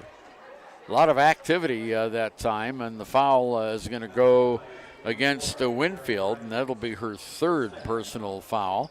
Minute 58 to go. That's only the second foul of the half. Jackson Hole already has 5. Hardiman with the ball. Near side to Anna Ravel. She's playing with 3 fouls. Far side, Breeling puts it up and in. Nice shot by Carson Breeling. That is her 6th point of the game. And it goes 43 to 16. Down court underneath the basket, trying to get an open shot there. The other Darian Bell goes up for the shot, not good. Rebounded by the Tigers. There's Hansen for 3. No, not good. Rebounded by the Tigers. 2 offensive boards here. Back out to Hansen. In the corner, there's one up by Friday. Not good. On the floor, Friday gets it, and it's still on the floor. We have a held ball, and it'll go to the Tigers on the alternating possession. Yeah, that was just a good job by the Tigers fighting inside to get those offensive rebounds. They were significantly smaller than the 2 Forrest sisters that were out there, Caroline and Audrey, both a couple of the taller members of this Jackson Hole team. Tigers are able to fight through, get the offensive rebound on that one. Talene Tendor shoots it from the far side corner for another 3-pointer, extending the lead to 30 points. Tigers lead 46-16. Less than a minute left here in the third quarter. Tigers still putting on that full court pressure. Breaking it is Breeling underneath the basket to Ravel for 2. Her first 2 points. And Coach Andrea Joyce calls a timeout. Lander 46, Jackson 18. We'll be back after this. There are 2 ways to buy 4x4 gear, the expensive way and the smart way. The expensive way is when you buy a new truck or SUV and the dealer sells you the brush guard, the heavy-duty bumpers, the steps, lights, winch, you name it. He rolls it all in with your loan into your monthly payment. But here's the smart way. Shop at Wyoming 4x4, where you get expert advice from Dan, quality gear, professional installation, all for a whole lot less than you'd spend at a car dealer. Wyoming 4x4 on North Federal in Riverton. The smart way to roll. Community Health Centers of Central Wyoming has locations across Fremont County ready to serve you at DuBois Medical Clinic, Riverton Community Health, and Lander Community Health Pediatrics. We accept all forms of insurance, including Medicaid and Medicare. Are you struggling to get medical care? Ask for their sliding fee scale. From family medicine to pediatrics, Community Health Centers are here to serve you. Call 307-463-7160 or visit chccw.org to schedule your appointment. 47 seconds left here in the third period of play. Lander with a 28-point lead, 46-18 on our scoreboard.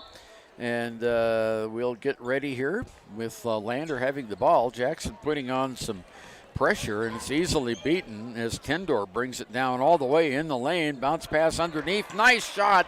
Up and off. Not good. Hardiman. Boy, did she muscle the rebound. She better be careful. She's going to get a technical for flying elbows like that. Yeah, and the rebound goes underneath the Hardiman. Off the glass. Not good. Rebound. Then we have a foul on the Tigers over the back on Tendor, her third. That looked like that was all ball, clean blocked by Tendor. But sometimes the calls go in your favor, other times they don't. But definitely Hardiman coming back out on the court. She is a little fired up. Inspired, I think. Yeah. Better be careful playing with emotions like that, with some tough inside pressure and some back and forth between the Lady Broncs and Lady Tigers earlier in this second half. Might be something to continue to watch as we get to the conclusion of this one. Forrest misses both. Breeding with the layup, misses that. Ooh. It was too strong. Lander gets the rebound underway, and we've got Tendor on the far side outside into the wing on the near side. Back over to Friday on top to Hansen. Hansen drives the lane, puts up the shot, and scores. Nice drive by Hansen. She saw that there was nobody inside in the post. She decides to go right at Hardiman. Hardiman trying to draw the contact for the charge. No call. I think that was a good call. She was kind of leaning backwards already, trying to draw the contact. And Hansen puts it in. That's going to be the last score of the third quarter. Tigers lead 48-18. We'll be back with the final act between the Lady Broncs and Lady Tigers right after this. High Plains Power is a Touchstone Energy Cooperative. What does that mean for you as a Rural Electric Association member? It all comes down to 7 principles: open membership, one voice, one vote, member benefits, independence, education, cooperation, and community. To understand how it all works, we're headed back in time. In 1879, electricity was in major cities, but rural areas were out of luck. In 1935, President FDR made it possible for companies to build power lines to unserved areas. By the time we hit 1941, some 400 electric co-ops had been organized to serve rural America, just like High Plains Power. For more information, visit highplainspower.org. Back again for our final 8 minutes. It's the fourth quarter, and Lander with a 30-point lead, 48-18. The Tigers led at the end of the first period 22-2. They led 35-8 at the halftime break, and here they've increased that now 48-18 as Jackson has scored more points in this quarter than they have the rest of the game. And it will be Jackson's ball as we start the fourth period of play. On the near side, we have Breeding. Breeding comes back on the top, gives it off on the near side to Noyce. Noyce underneath, can't do the 360, passes it out on the near side. Forrest, shots up, off, not good. Rebound to Jackson Hole. Nice rebound that time by Carr. And another rebound taken away by the Tigers. 2-on-3 break. There's a shot from the corner for 3. Not good. Breeding with the rebound. It's taken away from her. Underneath Ryan Bell for 2. Nice job there. After Jackson got the rebound, Stauffenberg put her paw in there, gets the ball back, forces a steal, gets it down to Ryan Bell, who leaked down on a low block, puts it up and in for an easy 2. 7:11 to go here in the game. Lander with a commanding 32-point lead. If it does get to 40, we'll have a running clock. I don't know if the game might be over by that time. And we have a foul called on Lander. As going to the basket was Audrey Forrest. There are 2 Forrests on the team for Jackson, Audrey and Caroline. And the personal foul goes against Stauffenberg, and that's her second foul. And they're both on the court, and they have almost identical numbers. Audrey is 34, Caroline is 43. Yeah, that's right. Here's the shot. It misses everything. It's an air ball. You don't see that often on a free throw. No, and her sister was jeering at her a little bit, smiling at her, kind of laughing at her as she missed out. It's something you're always going to have when you play with your sibling in competitive sports. Well, she gets the next one, 50-19 now. Down court for the Tigers, Ryan Bell underneath the basket. Has the ball knocked away. And that was Rachel Noyce that knocked the ball away. That was just a good read there. I'm not going to give anything on that one. She tried to give it inside to Aggie Brown on the cut along the low baseline. It was a good read. Jackson was able to recover and poke it out of bounds. Stauffenberg on the near wing on the left side. On top to Ryan Bell. Bell guarded very, very closely. Cross court, bounce pass. Goes over to Layla Norris. Now Winfield has it. Megan throws it across court to Ryan Bell. Bell in the middle of the lane, kicks it out. There we go back to Norris. Now to Stauffenberg for 3. Demi Stauffenberg for three. You know, Stauffenberg's kind of got an kind of awkward shot. She doesn't get up off the floor a lot when she jumps, and her three-point shot's kind of flat. Not a lot of arc to it, but when she's on target, it's nothing but net. As Tigers get another block on that shot, get the rebound as they go back, try and score again. Yeah, long pass down court to Winfield in the corner on the far side outside. She launches a tray off the back of the orange heel. Not good. Not the orange peel, but the orange heel. Close. They rhyme. They rhyme. Far side. Here's Norris, or not Norris, I'm sorry, Forrest on the near side to Caroline Forrest, and she's fouled. Well, she went up for the shot, and getting her with the arm was Aggie Brown. And that is the first foul. Both teams now have 5 team fouls this half. And Carolyn Forrest at the line misses it. They haven't been good with free throws today. Let's see, they've missed 1, 2, 3, 4, 5, 6, 7. They are 1 of 7 from the free throw line, the Jackson Hole Lady Bronx. Okay, Caroline Forrest, a senior, coming up for the second shot now. And this one bounces around and falls through. So it goes 53-20. Lady Tigers with 5.5 minutes to go in the game, leading 53-20. Ryan Bell on top to Friday. Whistle, and we have a player control foul underneath the basket on Lander, and this is going to go against Aggie Brown. It looks like she's a little bit out of control there, trying to, I don't know if she's trying to set a pick or just trying to advance her position. A little too much contact. She gets the offensive foul away from the ball, so that will be a turnover for the Tigers as Jackson comes back to get a bucket. There's Audrey Forrest's shot goes out of bounds off of Jackson, and Lander will retain possession. 5:11 to go, 53-20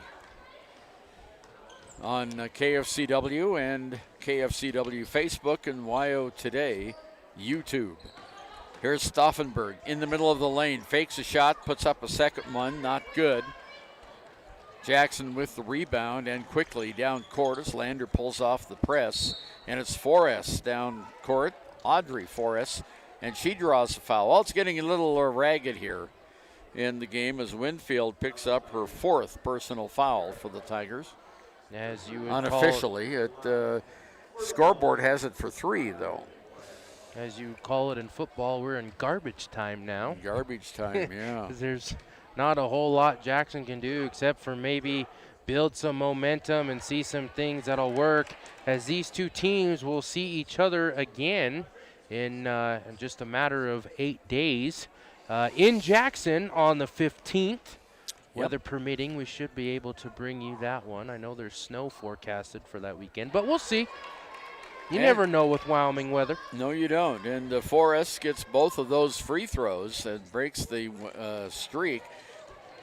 Jackson putting on full court pressure now. Ryan Bell breaks it pretty easily into the forecourt. And the free throw line, she's knocked to the ground. Ball's loose, picked up by Stauffenberg on the near side to Winfield. Winfield breaks the defense in the lane, puts it up in. Wow. Megan Winfield for 2. I thought she was going to lose that ball about 4 times. She's able to break the pressure on the perimeter, drives inside, keeps possession of it, puts it up and in for 2, as now both the teams are starting a boat race back and forth. Jackson puts up for 2, and looks like Coach Stauffenberg is going to call a timeout. Yeah, that was Rachel Noyce for Jackson who got that basket. 55-24, and we'll be back in just 30 seconds.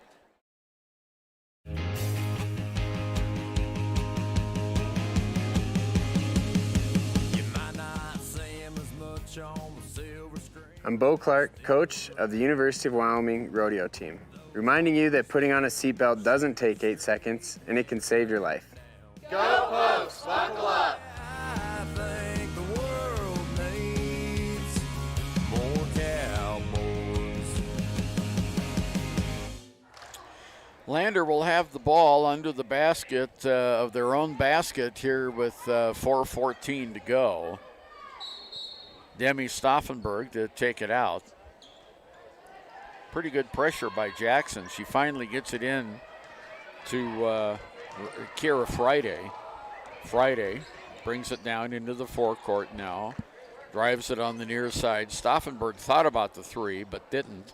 Far side, it goes to Winfield. At the baseline, she puts up a shot. Not good. Whoa, ho, ho. There's the foul we've been looking for. Nope. Yeah, it's going to go against Hardiman. She threw. That was that elbow and got caught. That was, yeah. We're not going to. I was a little concerned because the call, it looked like it was a hold, like somebody had held her arm. That's why I was a little confused. But they did give the hard foul against Hardiman for clearing out the elbows like that. Yeah, it was the officials immediately went to the X, and going to the free throw line now is Kira Friday. She hasn't scored in the game, and still has not. That one hit the front of the iron, bounced right back. 3:56 to go in the game, 55-24. Lander with the lead. And the next shot is good. So she gets 1 of 2. And Hardiman fouled out of the game, and she did not have any points at the 3:56 mark here of the game. 0 points for Hardiman. Lander gets it now out of bounds. In we go. There's the inbounds pass. It goes to Aggie Brown, or to Layla Norris. Ball's dropped on the floor, picked up that time by Tendor. She's knocked to the ground. Rebounded, and Tendor is still on the floor, laying down. And we have officials stopping play as Tendor is down on the floor underneath the Jackson basket.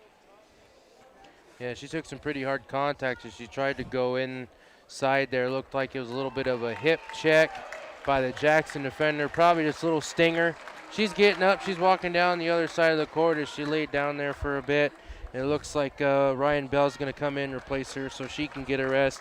Again, Tendor, we've seen it so far throughout the early part of the season. She's probably got the highest motor, and that is always going for the Lady Tigers, on both sides of the ball, both offensively and defensively. Audrey Forrest throws up a shot, not good. And the rebound goes back to Jackson underneath. There's a shot up off, not good by Carr. And the putback is done that time. And it was by Carr. She got her own rebound. That's her first points of the game. Lander comes down now with 3:15 to go in the game. Ryan Bell. Ryan over to Norris. Norris at the free throw line. Hands it off to Bell. Bell drives the lane, puts up a shot, not good. Fight for the rebound, and we have a whistle underneath. And it's going to go against Jackson for an over the back, I think. Personal foul is on Audrey Forrest, her second.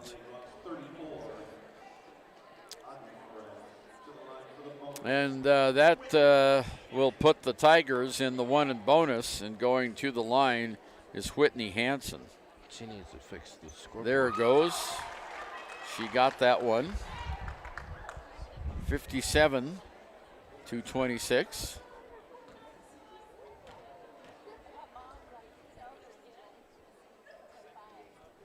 And 58-26. Tigers done a really good job from the free throw line. I believe they only have 2 or 3 misses over the course of the entire game.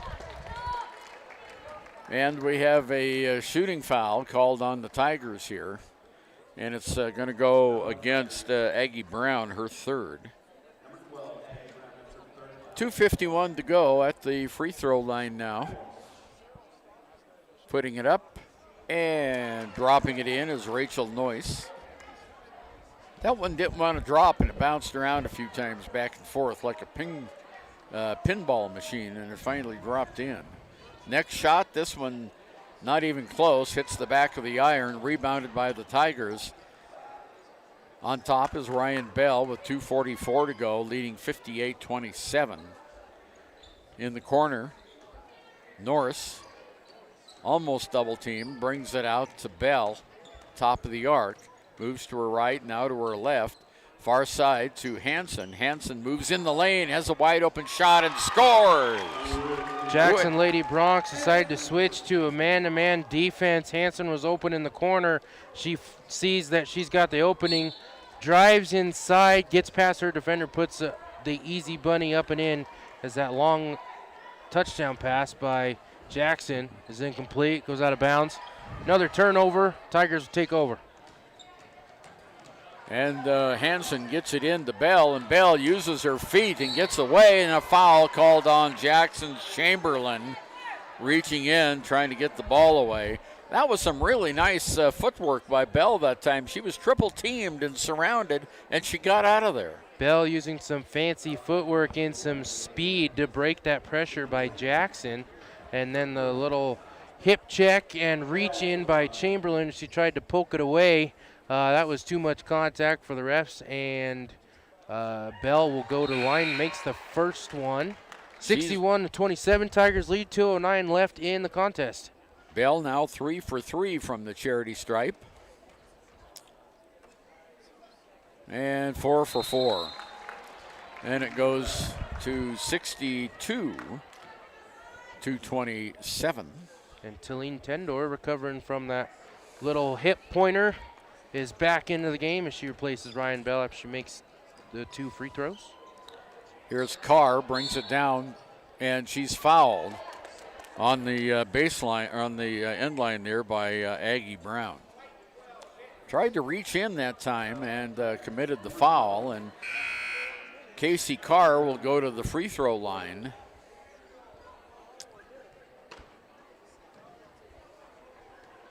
Carr in the game is 0 for 1 from the line, and now she's 1 for 2. She gets that to go. 62-28. Carr now with 3 points in the game. Next shot in the air, and this one also rolls around and comes in. Now we've got a substitute coming in. I have to go to the long roster for this one. This is Taisha Nava Castillo comes in. We'll just call her Castillo. Lander with the ball now. Long pass down court to Tendor. Tendor bounce pass underneath to Friday. Her shot's not good. Rebound pulled down by Jackson. Almost stolen away by Tendor with 1:50 to go. 62-29 is our score. In the far side, trying to find an opening, and we have a held ball. Oh, really nice defense that time by the Lady Tigers.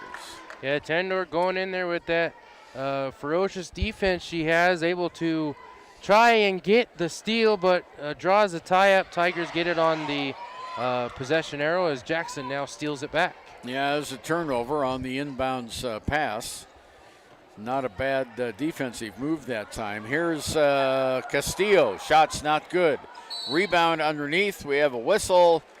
There were 3 Tigers and 1 Jackson Bronk, and he's looking for the number now, and it's going to go against 12. That'll be all. Is that right, Aggie Brown? No, it was on 13. I'm sorry. On Friday, yep. Yeah, that was. Or Norris, sorry. Norris, yeah, her first.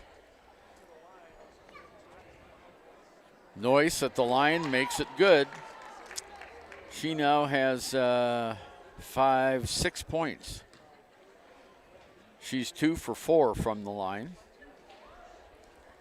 1:26 to go in the game. Shot's not good. She gets her own rebound. Shots up, off, not good.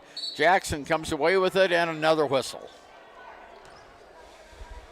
And this one will go against the Tigers for a foul on the rebound, and that goes against Whitney Hansen, her first.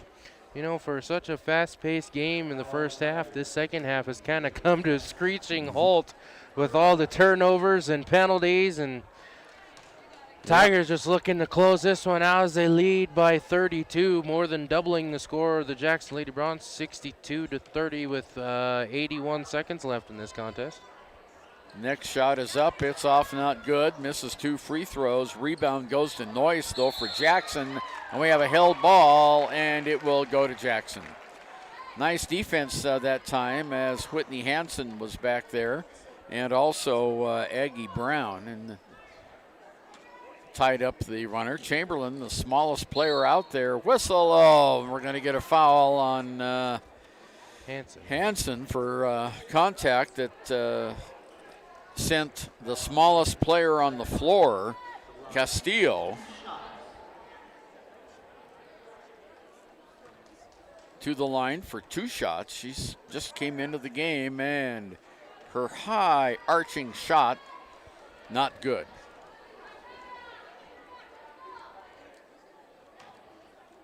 Next shot, she bounces the ball 3 times. Shot's good. So she's in the book. And it goes 62-31 on our KFCW scoreboard. Down court, Whitney Hansen for 3. It's no good, too long. Rebounded underneath, and then almost tying her up was Tendor. So coming back is Noyce. Noyce loses the ball, but it's picked up down there by Chamberlain, who launches a shot, not good. Rebounded by the Tigers' Aggie Brown. Ball's knocked away. We have a foul on Jackson on the reach-in as the Tigers were trying to bring the ball down the court. And it's going to go against Chamberlain. That's her second. 45 seconds to go in this game. Lander 62-31. They've doubled up the Jackson Bronx. At the line is Kira Friday. She's 1 for 2 from the line today.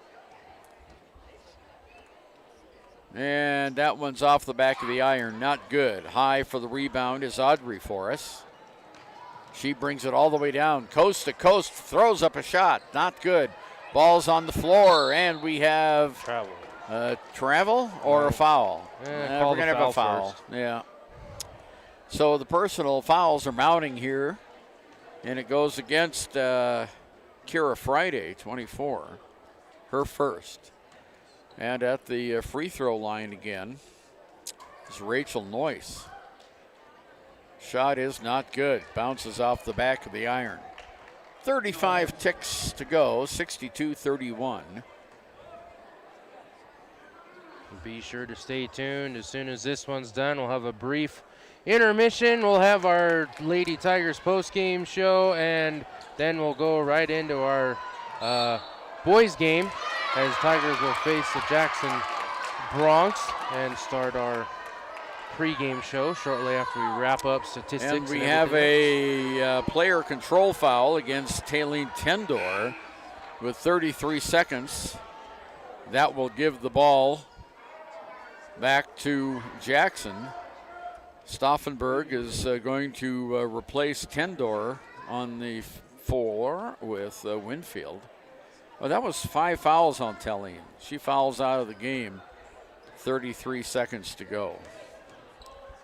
There's a long shot, up, off, not good. Rebound is knocked away, picked up by Jackson. 21 seconds, underneath it goes. Forrest, shots up and in. Or no, that was Noyes. Noyes got the basket. And a foul on the inbounds pass. This game's going to go really long here. We've only got 13 seconds left. And the basket foul was on Carolyn Forrest. It's 62-34, and going to the free throw line now is that Kira Friday? That's no, Winfield. That's Winfield. Shot's good. See, she now has 13 points in the game, going for number 14. 13.2 seconds left in this one. It's not good. And the rebound goes to Carr, who will bring it down with 5 seconds to go. There's a shot from the corner. No, not good. Lander rebounds, and that, my friends, is the game. Final score, Lander 63 and Jackson Hole 34. And we'll be back with a little bit of a wrap-up and pregame for the boys' game. Now, stay tuned for the Click It or Ticket post-game show on KFCW. Financial investments are very important, but so are the investments of time, patience, and encouragement our young athletes receive from their coaches, teachers, and mentors. John Shade, your Lander Edward Jones financial advisor, understands this. That's why John Shade is a proud sponsor of Lander Tigers basketball on KFCW. For all of your investment needs, call John Shade at 335-7722 or visit edwardjones.com. Edward Jones, member SIPC. Your car or truck is an investment. When it needs repairs, you need someone you can trust to do the job right. Take it to Gunners Automotive. They repair all makes and models of cars and trucks, from oil changes to brakes, tires, and more. Gunners Automotive, 856-2288. In any sport, athletes face the chance of sustaining an injury. According to the Athletic Training Association, 90% of student athletes reported some sort of sports-related injury. What's more is 54% report playing while injured. For various reasons, sports-related injuries are increasingly leaving our youth at risk of exposure to opioid-based pain medication. Fremont WhenTheGameSlowsDown.com is here to help navigate monitoring medication, social support, and suggestions on what to do when the game slows down. Brought to you by Fremont County Prevention Program. Ever wonder why so many babies are delivered at Hot Springs Health in Thermopolis? Could it be the exceptional prenatal care offered by our providers? Or our convenient family practice clinics located in Thermopolis, Worland, Basin, Shoshone, and Riverton. Maybe it's our new OB suites with large jetted tub, or maybe it's the place where you know you can find all of this and more.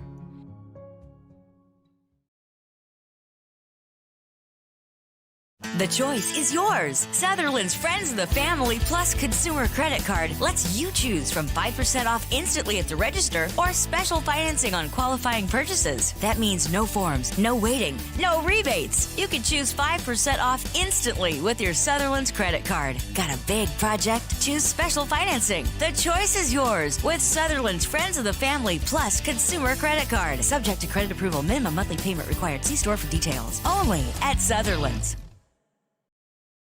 From the wide open spaces to the canyon near you, Wyoming.com is reaching more homes and businesses than ever before. For more than 25 years, we've aimed to provide the best internet and phone service to meet the needs of our customers all across the great state of Wyoming. Now it's getting even better. Wyoming.com, expanding to an area near you. Wyoming.com. We're out there.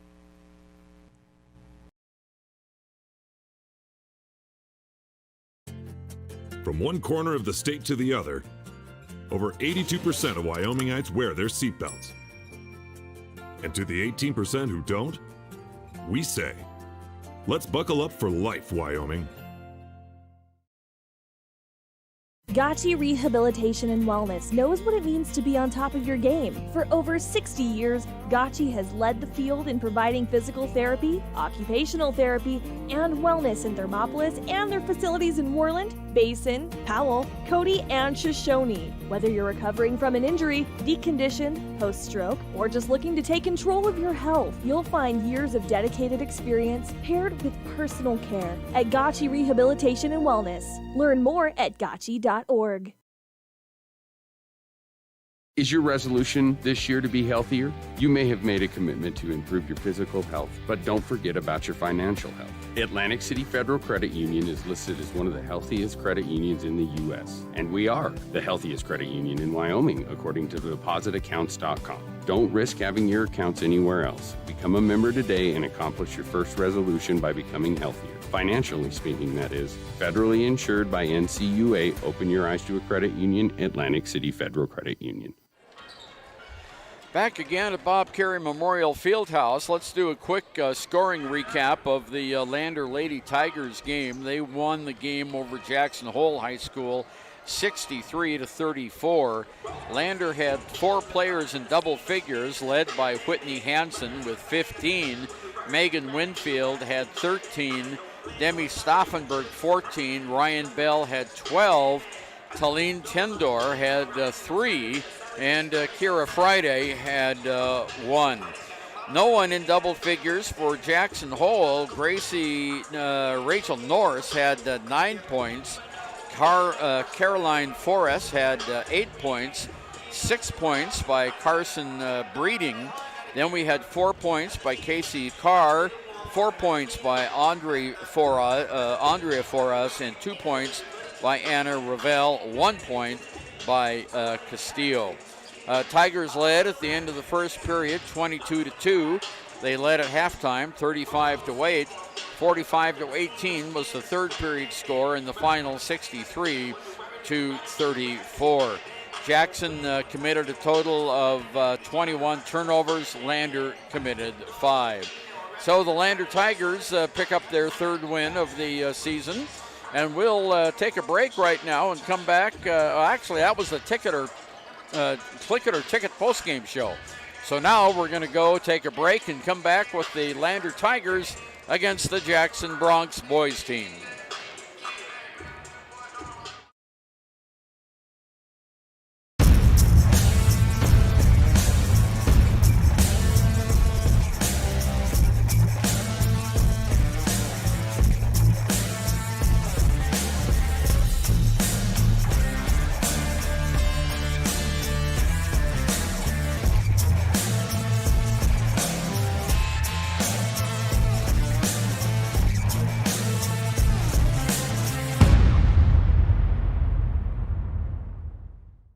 Riverton's Hampton Inn & Suites is proud to sponsor our youth athletics in Fremont County. Fremont County school athletics provide our youth timeless experiences and lessons that can lead to success for life. Setting goals, teamwork, and hard work make young athletes into good citizens.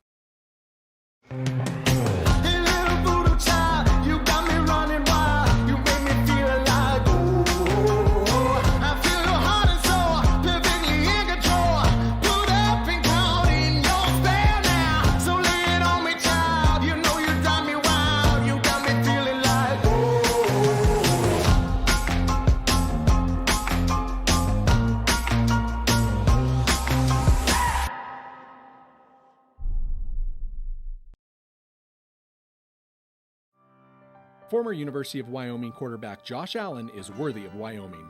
23 plays into my first start here at the University of Wyoming. I dropped back, kind of went through a progression. I saw the middle of the field kind of open up. I decided to lower my shoulder. His helmet went straight into my collarbone here. We landed on the 20-yard line. At that moment, I knew something was really bad. So Josh's collarbone was pretty bad. He had broken in multiple places, and it required hardware fixation with the plate in order to get it back together. It was devastating news to me and my family, just knowing that, it could have ended 23 plays in. We had no question whether we could perform the surgery here, given our wide range of varying subspecialties within orthopedics. I would recommend Premier Bone and Joint Centers. The thing that made me feel really comfortable with them was they made it feel like your own family. I think he'll have no problem performing in the NFL. His rehab and his recovery done very well, and I don't see any restrictions on him whatsoever. They want the best for you, and they won't steer you wrong. Let us show you why we're worthy of Wyoming. Okay, 2 minutes, 38 seconds here to go before the Lander Tigers take the floor against these Jackson Hole Bronx. And, of course, Stu Mullen, in his 5th year with the Tigers, has a winning record of 79 and 31. The Lander boys' last state championship was in 2019. They've qualified each year under Stu Mullins. And for the Jackson Bronx, Hayden Hatfield is in his first year as the head coach. He is 0-3 on the year. Their last state tournament title was in 1984, and their last district championship was in 1995. Lander's last district championship was 3 years ago in 2019. So the Tigers and the Jackson Bronx, Jackson from Class 4A is going to play the 3A Lander Tigers here in this second game of our doubleheader. And we'll be back with the starting lineups and a look at the the first half of play right after this. By high winds, and blowing and drifting snow can make it difficult to see the road. Speed limits are based on dry pavement conditions and good visibility. Be ready to reduce speed and increase following distance. Crashes are twice as likely to happen when it's slick out, and it's usually because someone is driving too fast for conditions. Remember, when there's ice and snow, take it slow. This message is brought to you by WYDOT. Central Wyoming College now offers Bachelor of Applied Science degrees in Early Childhood Education and Organizational Management and Leadership, with an emphasis in outdoor education, tribal leadership, or business and entrepreneurial leadership. CWC offers 3 ways to learn: online, virtual, and in person. Learn, grow, lead, and advance at Central Wyoming College. CWC is leading the way with expanded programs in the Bachelor of Applied Science degrees. And we're just about ready for the introduction of the starting lineups for the Jackson Hole Bronx. They're going to go with a sophomore averaging 12.7 points a game, Seb Bruner. They'll go with a junior scoring 4.3 points a game, Isaac Larson. A sophomore scoring 13.7 points a game, Andrew Hanna. A sophomore scoring 10.7 points a game, Gavin Keelan. And a junior scoring 3.5 points a game, Coulter Dawson. For the Lander Valley Tigers, a 5'11 senior, Kelton Donahue, a 6'2 senior, Tanner Bird, a 5'7 senior, Tisso Gwinna, a 6'3 junior, Brennan Stauffenberg, and a 5'10 junior, Abe Lopez are going to be the starters for the Lander Tigers. And we've got a TV station from Jackson here trying to work their equipment, and their cable is draping right over my shoulder right now, so hopefully we can get that fixed here in just a few minutes. Looking at some of the statistics that we have, the Lander Tigers, as they come into this game, the top scorer for the Tigers so far for the game has been, let's see, where do we have points per game? Carter Ayers is at 4 points a game. Kelton Donahue at 5 points a game. Jace LeClaire at 4 points a game. 6 points a game by Tanner Bird. 7 points a game by Tisso Gwinna. We have 1 point a game by McClung. We have 7 points a game by Brandon Stauffenberg. 7 points a game by Abe Lopez. 3 points a game by Callum Wheeler. And we have Stan Wheeler, 2 points a game. And scoring at 10 points a game, Brandon Lincoln. So those are the starters and the numbers as we get ready to go. And for the Lander Valley Tigers, we got a little bit, does this look familiar, Josh, out there at the jump circle? We've got a guy a foot taller for Jackson than Lander. Yeah. Carter Ayers is going to start for Lander. Yeah, and Lander definitely has a smaller lineup, but one thing I see with all these players that are on the court, Lander's going to beat Jackson with speed. Speed and outside shooting. Yeah, there's the tip of the ball. Lander gets it, and Tanner Bird has it for the Tigers on top to Tisso Gwinno over to Donahue. Donahue back over to Bird. Bird in the corner on the right side. Hands it off to Ayers. Ayers at the free throw line. Bounce pass Gwinno for 3. No, it's short. Rebounded by the Tigers. Putback is blocked. And there's the rebound by Jackson Hole. Coming down court, ball's knocked away. Picked up that time by Gavin Keelan. Keelan on the near side to Bruner. Shots up, and he draws a foul on the drive. Quick pace so far for the game between the Bronx and the Tigers. It's good open shot by Gwinna. He saw it, collected himself, squared his shoulders, put up. Unfortunately, he's just a little bit short. And then the block inside by the Bronx on the putback attempt. And they bring it down the other side of the court, draw the foul as they'll get on the scoreboard first with the free throw made by the Jackson Bronx. Yeah, Seb Bruner gets both of those, so Jackson goes out to a 2-0 lead here at Bob Carey Memorial Fieldhouse. Gwino down underneath to Ayers, underneath Bird. Bird has it. Off to LeClaire. Drives the basket, puts the shot off the glass and in. Jace LeClaire for 2, and we're tied. Nice drive by Jace LeClaire. Jace LeClaire had a little bit of a size disadvantage against wrong roster, Keelan, but was able to drive inside and get the basket for 2. And that time we had Isaac Larson drive through the baseline, put one off the glass. Tissot Gwina hands it off to Ayers. Ayers under the basket, can't shoot, ball's knocked out of bounds, and we're going to have a foul on Jackson. I thought they were going to call the ball out of bounds, but no. We have a foul that's going to be called on A.J. Fowler, his first. He just came into the game. So Tissot Gwina takes it out for the Tigers. 6:46 to go, first period. Jackson 4, Lander Valley 2. Here's the pass into Bird. Bird wearing an elbow brace tonight.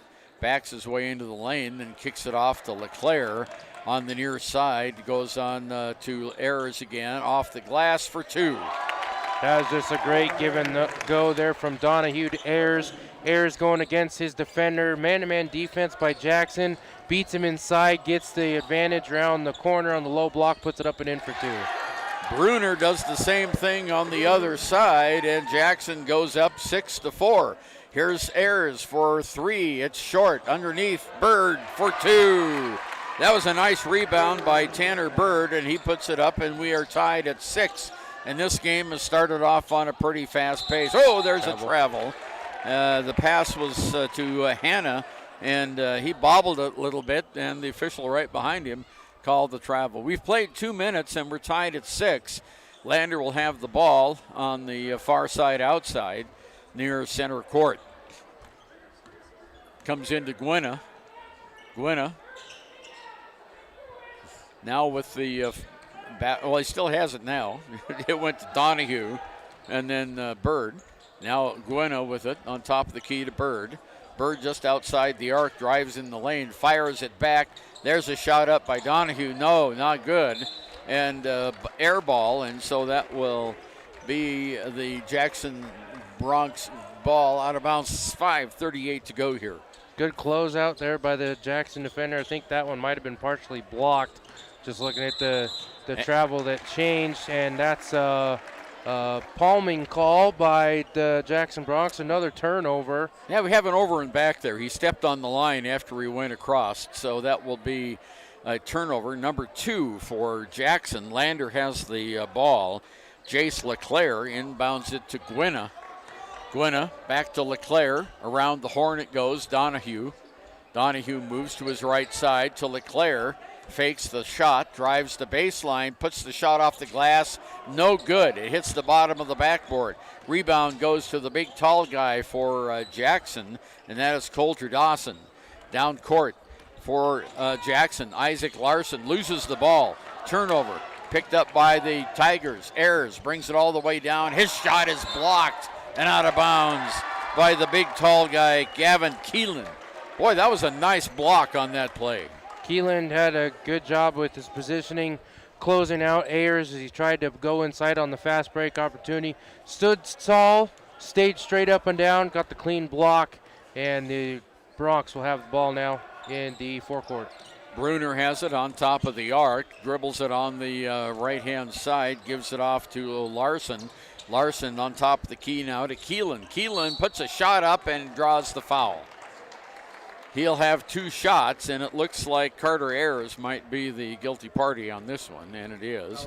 His first personal foul, second team foul, and going to the line is 24, Gavin Keelan. He's a big, tall dude. We don't have heights on him here, but he is up there. Shot's not good, no good. 0 for 1, 4:39 to go here. We're tied at 6. We had a flurry of points in the first couple of minutes. Now it's cooled down a little bit. Keelan with the second shot makes it good, so he's 1 for 2, and Jackson goes out on top 7-6. Here's Gwynna, brings it into the forecourt. In the corner, Ayers for three. It's good. Good cross-court pass from Gwynna. Good vision. Saw his teammate Ayers in the near side corner all by himself. Takes his time, puts it up and in with the easy three. There's an attempted alley-oop. It kind of sort of works as Andrew Hanna ends up with the rebound and puts it in, and we're tied at 9 on our KFCW YO Today YouTube scoreboard. There's the ball knocked away.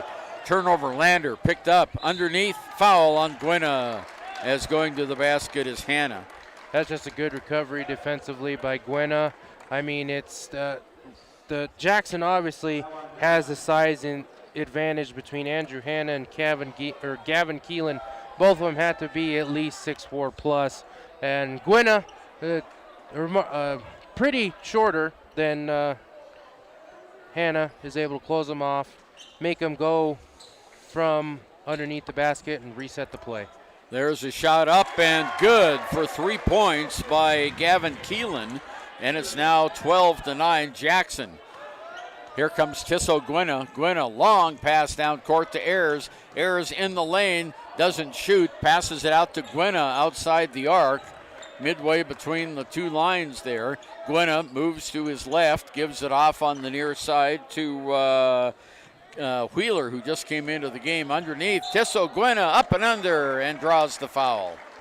Gwynna, just a nice crossover move, gets inside, gets in the paint, and goes up for the windmill layup as a late defensive pressure came from the weak side from Gavin Keelan. Almost was able to get it in, draws the contact, he'll go to the line for two. 3:29 to go, first period. Gwynna hits the first free throw, and it's 12-10. 2-point lead by Jackson. They come into this game 0-3, and of course the Tigers have won 2 games. There's the next shot. Boy, it rolls around and comes down through. 12-11 now. Tigers within 1. Down court, it's Larson. Larson kind of double teamed on the far side, gets it away to Fowler. Fowler underneath the basket to the big guy, can't shoot. Out to Larson. Larson underneath the basket, blocked out. They've had a couple shots under the basket they can't get. There's one that goes up and traveling called. Turnover, 4th turnover. Good defense that time by the Tigers. Tigers were reeling a little bit there. Were out of position as they lost track of the person they were guarding. Open three is no good. Jackson gets the offensive rebound. Tigers do collect themselves with the post defense, force a turnover. Bird with it underneath the basket. Shot is up and good. And that is Colum Wheeler with the basket. And Lander takes a 1-point lead, 13-12, 2:41 to go, first period of play. Bruner for the Bronx outside the arc, makes a move toward the basket. Can't shoot. Kicks it off to Keelan. Keelan under the basket for 2. He now has 6 points. And Jackson regains the lead. There's Tissot Gwynna with another underhanded shot. Not good. On the end line is Wheeler, and the ball will go to Jackson. 2:22 to go. First period, 14-13, Jackson. Bronx to take it out underneath their own basket in the backcourt. Lander putting on pressure. Inbounded by Keelan. Comes over to Bruner. Bruner will bring it down court. Far side outside. Underneath it goes, knocked away. Nice effort by Tissot Gwynna. Bounce pass underneath to Ayers, under the basket, and his shot is blocked. Ball is on the ground, goes out of bounds, and it goes to Jackson. I'm pretty sure that's at least the 3rd or 4th block for Gavin Keelan, taking advantage of his big frame and tall stature. He just head and shoulders above any of the other Tiger players, using his advantage, getting the big defensive blocks. Kellen Donahue comes back in the game for the Tigers. There's Bruner. Bruner on the outside, gets it into the paint. No one can score there. There's a long shot for 3 that's off the basket, not good. It'll be Tigers ball. Minute 46 to go. Jackson 14, Lander 13. Of course, Jackson from the 4A ranks, Lander in the 3A ranks. That is something that the Lander coaches wanted to do this year, is play more 4A teams at the beginning of the year to get them well seasoned for the conference tournament. There's Gwynna, has the ball kicked away from him. He picks it up again. 2 times they knocked it away. 2 times he got it back. Good hands by Tisso. Underneath to Wheeler. Wheeler in the lane. Over to Abe Lopez. Lopez, the near side, drives the baseline, puts it in, and we have a blocking foul called against Jackson. Personal foul on Isaac Larson, his second. Team foul is second. And they're going to say not a shooting foul. It was a foul on the floor. Underneath the basket, Donahue takes it out. Still looking. He better hurry. Turnover. He didn't get it off in time. Yeah. Boy, when you get the ball out of bounds, you've got to fire it into someone, and that turnover will give the ball back to Jackson, and the Bronx leading 14-13. Long pass, down court we go. There's Keelan underneath. Shot is knocked out of bounds. Last touched, however, by Andrew Hanna, and the Tigers will get it. Here comes Wheeler into Gwynna. 1:05 to go here. First period of play. Handoff to Ayers. Ayers almost lost it. Dribbles behind his back. Gives it to Donahue in the lane. Can't shoot to Gwynna from the corner. 3 points. Tisso Gwynna for 3. High arcing shot for Gwynna, able to get it up and over the taller Jackson defender. Puts just enough mustard on it, puts it in for 3. Tigers take the lead by 2. 35 seconds left. Underneath the basket, it's Hanna for 2 as he gets 2 in the paint, and we're tied at 16. 30 seconds to go. Here's the Tigers. Gwynna in the lane, puts a shot off the glass. No. Whistle, and we have a foul called on the Tigers. I'm not sure who that's going to be on. I missed that one. It's going to be on Wheeler. Colin Wheeler gets the personal, his first, team's 4th. Not a shooting foul. So taking it out of bounds on the far side is Gavin Keelan. He's only a sophomore. Keelan gets it in quickly to Larson, who'll bring it down the floor. Oh, he almost double dribbled there and gets it into the forecourt now. Passes it way over to Hanna. Hanna underneath the basket to Keelan. Keelan can't shoot, and it goes, long shot is up and good by Harlan. That's a 3-pointer, and it's 19-16 Jackson. There was the end of the first period of play, and it's going to end with Jackson 19 and Lander 16. Back At Teton Therapy, our people make the difference.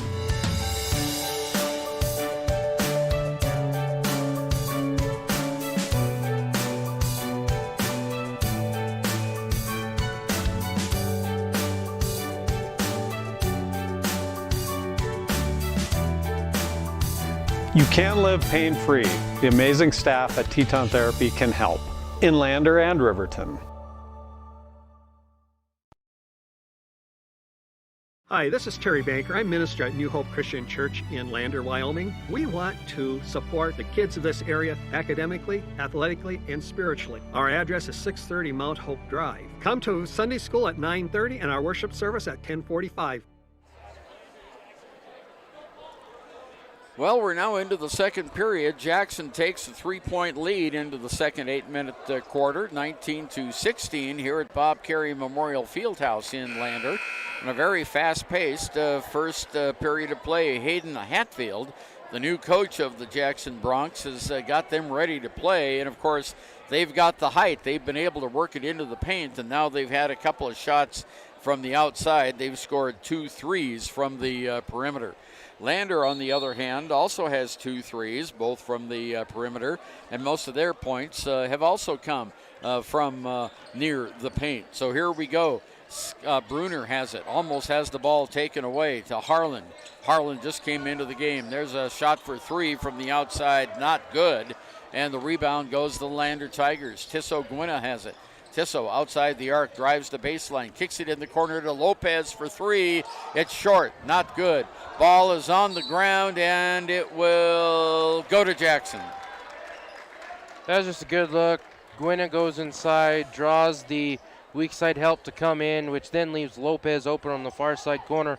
Lopez with a good look, unfortunately just wasn't able to put it in. And Jackson's down court real fast. And we have a foul on a shot that goes up by Hannah from the paint. And the personal is going to go against Lopez, his first, Abe's first shot foul. Henry Barise now into the lineup for Jackson. At the free throw line is Hannah. He has 4 points, now 5 as he hits the charity stripe. 7:25 to go until halftime, 20-16, 4-point lead. Next shot is up, and it is good. 21-16, 5-point lead. That's the most of the game so far by the Jackson Hole Broncs, wearing their black uniforms with orange trim. Here's Donahue, pass underneath to Lopez. Behind his back, shot is over the top of the backboard and almost into the balcony. Well, that was a little rush shot that time by Lopez, and it went way too high. I think he was trying to bank it off the glass, but he missed. Down court, underneath the basket, there's another great shot underneath by Andrew Hanna, and good defense that time by Caleb Wheeler. He stopped that from being an easy 2 points. Yeah, Hanna using his long stride and big, long legs to just go inside. Does a little spin move on the low block. Wheeler able to come back and recover. Gets just enough of a pressure to force that shot to go awry, out of bounds, and Tigers will take possession. Okay, here's Wheeler with the ball now. He drives the baseline, stops, and throws it away. He was trying to hit Caleb Wheeler. We got two Wheelers, Silas and Caleb, and that time Silas tried to hit Caleb, and the ball squirted out of bounds. Second turnover by the Tigers. Long pass down court, give and go, and it went for Keelan. He now has 8 points in the game on a fast break point in the corner. Here's Silas Wheeler on the near side, goes to Ayers, enter to Wheeler. His shot's partially blocked. Rebound comes away to Ayers. Ball's on the floor. Fight for, we'll have a held ball. And the held ball will go which way? To the Tigers. It goes to Lander. So coming out of the game now is Andrew Hanna. And let's see, number 4 came in. That's Sam Scott. Gwynna take it out for the Tigers into Ayers in the corner. Ayers on top. Goes over to Jace LeClaire. And do we have continuation of the play? Let's see. Yeah, the basket's good. LeClaire gets the basket, and the personal foul is going to go on, let's see, Gavin. That's his second, 24, his second personal foul. And he comes out of the game now. So they still have the big guy in there, Andrew Hanna, who's one of the Redwoods, alongside the lane. Shot is up by LeClaire. It's not good. He misses the old-fashioned three-point play, and it goes 18-21. Tigers on defense. Wheeler underneath it goes to Hanna. Hanna under the paint, puts it off the glass. No! Shortest guy on the floor gets the rebound with Gwynna. Long pass down court to Wheeler. In the lane, puts it up. Oh, it was not good. And a whistle and a foul is going to be called on Silas Wheeler, his first. That's a good thought there by Silas. He's coming across the key. He was looking like he was going to pass to the left, saw that the defender kind of leaked back towards the baseline. So he's all just turned around and tried to put up a layup with the right hand. Of course, his body was contorted in a weird fashion, so it did go a little bit awry. But I do like the little bit of last-second manipulation there to get the defensive in an awkward position, try and put it in for 2. Caleb Wheeler comes out of the game.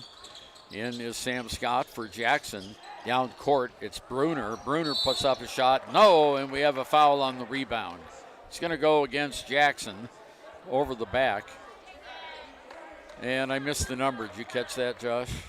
Number 10. Number 10, okay.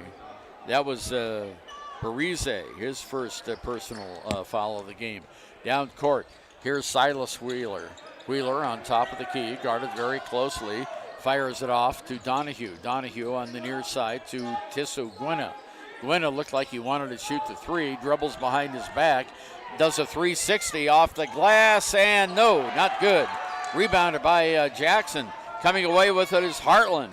Hartland all the way down, coast to coast, stops, gives it over to Scott. Scott underneath the basket to Hanna for two. Hanna able to get the good positioning. Wheeler and Donahue were down low, trying to prevent him from putting it up and in, splits the defense, and he has so far been the interior powerhouse for the Jackson Bronx. Well, I tell you, they got a forest in the middle there, a lot of tall timber. Here's Silas Wheeler. Wheeler on top of the arc, moves to the right-hand side to Gwynna. Gwynna moves across the key, gives it to Donahue. Donahue drives in the lane, puts up a short jumper and in, off the glass. Nice move by Kellen Donahue, and it is now a 5-point game, 20-25. Timeout. We'll be back after this. The team at Lander Dental provides a wide range of services, including preventive, cosmetic, restorative, and reconstructive dentistry in a caring, comfortable setting. Lander Dental Group, 799 South 2nd Street in Lander. 4:27 to go until halftime, 25-20. Jackson with the lead on our KFCW scoreboard. Really fast-paced game. And, of course, Jackson with the big height advantage. And, Josh, that's what they've been doing. They've been getting it into the paint and scoring easily on those easy layups. Yeah, between Hanna and Gavin Keelan, the Jackson Bronx are doing a really good job interior, getting inside the paint and putting up easy buckets. Tigers just need to start connecting with the speed and the outside perimeter shots. Larson underneath to Hanna. We have players on the floor. Picked up by Scott for two for Jackson, 27-20. Tigers bring it down court. Underneath, there's LeClaire. Gives it off to Donahue. Donahue to LeClaire on top of the key. He moves in, tries to put a shot up. It's partially blocked. Rebounded by Hanna. Hanna, one of the big tall guys, gives it off now to Harland. Harland brings it into the forecourt on the right-hand side. He goes all the way down and draws a blocking foul, and it's going to go against Tisso Gwynna, I think. Let's see what Scott Coyle has to say here. Yeah, it's against Tisso, and that is his second personal foul. And coming in now is Tanner Bird, and coming out of the game is Silas Wheeler. At the line is Carson Harland. He has one tray in the game. This is his first free throw attempt. And he gets it. And that foul by Gwynna puts the Bronx in the bonus for the remainder of the first half. 7th team foul against Tigers. Bronx sitting at 5 team fouls. That extends the lead 28-20 with 3:46 left in the first half. 7 of 8 from the free throw line, now 8 of 9 by Jackson, and it's 29-20 on our WRT. No, we don't have that anymore, do we? Ball's passed out of bounds. It's 29-20 on a turnover by the Lander Tigers, and that's their 4th of the game. Here's the inbounds pass, goes to Harlan. Harlan quickly to Larson. Larson brings it across the timeline all the way down court to Hanna. Hanna in the paint for two. Hanna was wide open as Jackson was able to beat that full court pressure. He had LeClaire and Bird down low, but he was able to just pick it up off the top, cherry picking it, putting it up and in for the Bronx. There's Tisso Gwynna from on top of the key. 3-pointer, his second tray of the game, and it's an 8-point lead now. 31-23. Down court for the Jackson Bronx. Ball stolen away. Turnover. Down court is Donahue. Donahue far side outside. Midway between the two lines to LeClaire. LeClaire back to Donahue. Donahue bounces it around. Gives it off to Bird. Bird makes a move to the left. Stops. Hands it to LeClaire. LeClaire lost the handle, but he goes back and picks it up. No one else there. 2:41 to go, first period. Now over to Gwynna. Gwynna outside the arc, doesn't shoot the shot, and looked like he might had a bloody nose there. He's got some tissue in his nose, a whistle, and we have a foul on the floor, and it's going to go against Carson Harland, his first. That's only the 6th team foul. Coming into the game now for the Tigers is Colin Wheeler. Coming out of the game is Beasley. Tigers have it under the Jackson basket. Inbounds pass to Tanner Bird for 3. It's in and out. Not good. Oh, and a foul is going to be called on Hanna. He smacked the Tiger player right in the face. That is his first personal foul. And still on the floor. Let's see, who was that? Oh, that was Caleb Wheeler. Yeah, Caleb Wheeler. He gets up and shakes it off. Takes a few deep breaths. He's going to go to the free throw line for 2. He has 2 points in the game. And that'll put the Tigers in the bonus as the team fouls are now tied up, 7 apiece. Tigers down by 8, 2:24 left. See if they can't cut this lead down and possibly take the lead going into halftime. And their perimeter shooting is going to have to be good. They haven't had many points in the paint. This time they might with a free throw. No, it's not good. And Hanna goes high for the rebound. He didn't have to crawl the ladder. He is one. Down court we go with Larson. Larson to Scott. Back to Larson. Larson makes a move toward the free throw line off to Sam Scott. Scott just inside the arc on top of the key to Bruner for 3. Seb Bruner gets a shot for 3, and it's 34-23, and the Tigers turn it over on a long pass that went out of bounds. So Jackson has it. 2 minutes even remaining here in the first period. Coming into the game now, in the first half, is Abe Lopez for Donahue. Tigers putting on a little bit of pressure here as Jackson brings it down the court. Larson has it. Off to Harlan, back to Larson. Larson stops to Harlan. Back over to Larson, playing catch with each other. Underneath the alley-oop to Hanna. Turnaround jumper, good. Yeah, that's pretty much been the game plan for the Jackson Bronx so far. Set up on the outside perimeter, then have Hanna or Keelan go on the backside cut, down underneath, just lob it down inside on the baseline, put it up and in for an easy 2. Here's Lopez with the basketball for the Tigers. Takes one from outside the arc, bounces high, off, not good. Foul is going to be called on Lopez. That'll be his second. Lopez and Harlan both going up for that one. Evenly matched, just about. Lopez might have an inch above Harlan and just went up a little too strong. Harlan drew the contact as he got possession of the ball, and that will send him to the line for the 1-and-1. 2 for 2 from the charity stripe is the senior, or he's a junior. The junior Harlan. Got it. He'll get another one. 37-23, 14-point lead now. Jackson starting to pull away from the Tigers here. They're 9 for 10 from the free throw line. And make that 10 for 11. And it goes 38-23, 15-point lead. Guino brings it down for Lander, off to Lopez. Lopez on top, over to Ayers. Ayers goes the other way, gives it to Guino. Guina on top of the arc, goes to the left side to Tanner Bird. Birder trying to open up for a shot, off to Lopez now. Lopez drives, can't shoot, off to Guina. Guina with 51 seconds drives the baseline, or drives the paint, can't shoot, off to Bird, who will, and it's an air ball. Rebounded by Jackson. Rebounded by Larson, who will bring it quickly down. 39 seconds to go here, first half. There's a pass underneath to Hanna in the paint. No, not good. Whistle, and a foul is going to be called on Landers, Tanner Bird. And for Tanner Bird, that will be his first personal foul. And going to the free throw line to shoot 2 is Seb Bruner. He's 2 for 2 from the line. One thing you might be wondering, if you follow the Tigers so far this year, don't see Brendan Stauffenberg on the floor. Told before the game that he's out sick.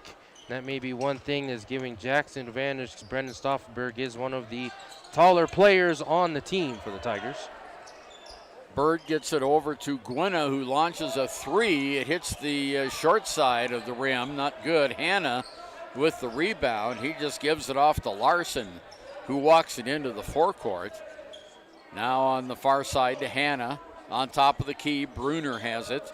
Bruner launches a three. It's no good at the buzzer, and that's halftime. And our halftime score, the Jackson Hole Bronx 38, the Lander Valley Tigers 23. We'll be back with our halftime show after this. From Fremont Therapy Group, and we're going to be talking about running analysis. Running analysis has three components to it. Obviously, you look at the running part. That's kind of the gait pattern, looking at how well they strike the ground. The next part looks at how strong they are, their legs, also how flexible they are. There's certain muscles that become tight the more you run. And then the last part, it's looking at how well you move. So you're looking at ways to help you reduce your chance of injury. Come on in, you're gonna love it. We'll get you on the treadmill and start the process. There are two ways to buy 4x4 gear, the expensive way and the smart way. The expensive way is when you buy a new truck or SUV and the dealer sells you the brush guard, the heavy-duty bumpers, the steps, lights, winch, you name it. He rolls it all in with your loan into your monthly payment. But here's the smart way. Shop at Wyoming 4x4, where you get expert advice from Dan, quality gear, professional installation, all for a whole lot less than you'd spend at a car dealer. Wyoming 4x4 on North Federal in Riverton. The smart way to roll. Community Health Centers of Central Wyoming has locations across Fremont County ready to serve you at Du Bois Medical Clinic, Riverton Community Health, and Lander Community Health Pediatrics. We accept all forms of insurance, including Medicaid and Medicare. Are you struggling to get medical care? Ask for their sliding fee scale. From family medicine to pediatrics, Community Health Centers are here to serve you. Call 307-463-7160 or visit chccw.org to schedule your appointment. High Plains Power is a Touchstone Energy Cooperative. What does that mean for you as a Rural Electric Association member? It all comes down to 7 principles: open membership, one voice, one vote, member benefits, independence, education, cooperation, and community. To understand how it all works, we're headed back in time. In 1879, electricity was in major cities, but rural areas were out of luck. In 1935, President FDR made it possible for companies to build power lines to unserved areas. By the time we hit 1941, some 400 electric co-ops had been organized to serve rural America, just like High Plains Power. For more information, visit highplainspower.org. Well, the second quarter was the breakout quarter for the Jackson Hole Bronx. They outscored Lander 19-7 in that period, Josh, and a lot of those points came in the paint. Andrew Hanna has 12 points, 10 of those from the paint, 2 for 2 from the free throw line to lead Jackson, and Lander just hasn't been able to deal with that big high post in underneath. Yeah, between Hanna and Keelan for the Jackson Bronx, those are the two taller members of the team that are just setting up on the low block. They try and get the perimeter defenders to leak out, so then you got one-on-one down underneath in the paint on the low block, and they just put it over the top for the easy pass, easy bucket for both Hanna and Keelan. And defensively, I mean, Jackson has done really well on the man defense and leaking inside on the weak side help to cover the post when the Tigers do decide to cut and drive inside, where basically it's you have Gwynna or you have LeClaire that are going inside, going against those two players that are at least 6 to 8 inches taller than them. And then on the perimeter, they're just closing out on the shooters. They're doing a really good job. Gwynna's hit a couple of good threes, but the rest of the Tigers have been cold offensively. Gwynna so far has been the most consistent shooter from the perimeter, but I think he's only made 2 out of 5 attempts from three-point land. And overall, the Tigers need to do something to find a way to break that defensive lockdown by the Bronx, and then do what they can. I know it's a considerable height advantage, with Keelan and Hannah, but there are ways that you can overpower them inside. A lot of it is positioning. Unfortunately, the Tigers are not doing a good job on that, forcing them outside and keeping them from getting inside 10 feet where it's just an easy turnaround layup for Jackson. Jackson also knows this gymnasium. They were here for the Bill Stranigan tournament on the Lander side. And looking at comparative scores, Jackson beat Cheyenne East they lost to Cheyenne East 67-73. Lander lost to Cheyenne East 72-52. Jackson lost to Cheyenne Central 53-34. Lander lost to Central 68-36. And then they lost, Jackson did, to Teton, Idaho 51-47, while Lander lost to Sheridan 68-55. So Jackson, this is only their fourth game of the season. Lander's 2 wins came against Burns 52-44 in the Lander Classic, and Wheatland 51-44 in the Lander Classic, and they lost to Douglas by 6 points in the finale of that tournament here in Lander, 59-53. So when you look at the comparative scores, Cheyenne East and Cheyenne Central, and Jackson has done better against those 2 teams, and of course those are Class 4A teams, and Lander is in 3A, Jackson in 4A. Yeah, and the big thing is everybody keeps wondering, why you keep bringing up the different classes? Well, it's because it's not only about the size of the school, but it's also the size of participation and also the size of the towns that those schools are in. And there's going to be more kids when you're in a bigger town. And, of course, people are like, well, Jackson's not that big. Well, comparatively, yes, they are, being where they're at. I mean, it is a tourist town. There are a lot of people that are coming in, and Jackson does have a rich history of success in their athletic programs, whether it's football or basketball, as well as soccer in the past few years. They've had a pretty good soccer program as well. So when you have a good-sized school, you're going to have some good-sized talent and you're going to have some good-sized kids. And, like you mentioned earlier, both Tiger coaches wanted to have those preseason games before the conference schedule comes up. This experience with bigger schools. Right, to go against 4A schools, to toughen them up. So, yeah, you're thinking that the Tigers haven't done well in the preseason tournaments. The record's not all that good. But the problem is the only thing that really cares about is for the YO Preps top 5 rankings in each class. When it comes down to it, what you're really worried about is conference record and quadrant record, and that's what will give you the higher seeding and advantage going into regionals and going into state in middle and end of March. Well, let's look at the scoring now. We talked about Andrew Hanna. He has 12 points to lead the Bronx. Gavin Keelan has 8 points, 7 points by Carson Harland, 7 points by Seb Bruner, 2 points each by Sam Scott and Isaac Larson. So they've got very balanced scoring across the players that have been on the floor. Lander was led by Carter Ayers. He has a total of 7 points in the game. Tissot Gwynna has 8, 2 trays and 2 for 2 from the line. Then it's Carter Ayers with 7. We have Jace LeClaire with 4, Tanner Bird with 2, and Colin Wheeler with 2. So the Tigers being outscored 19-7 in that second period of play. Let's see if they can recover, and we'll be back.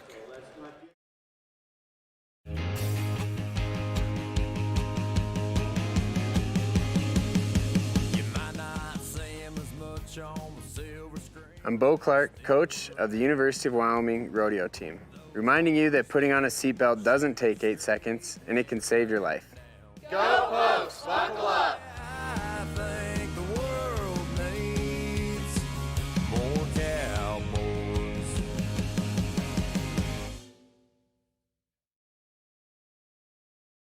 Financial investments are very important, but so are the investments of time, patience, and encouragement our young athletes receive from their coaches, teachers, and mentors. John Shade, your Lander Edward Jones financial advisor, understands this.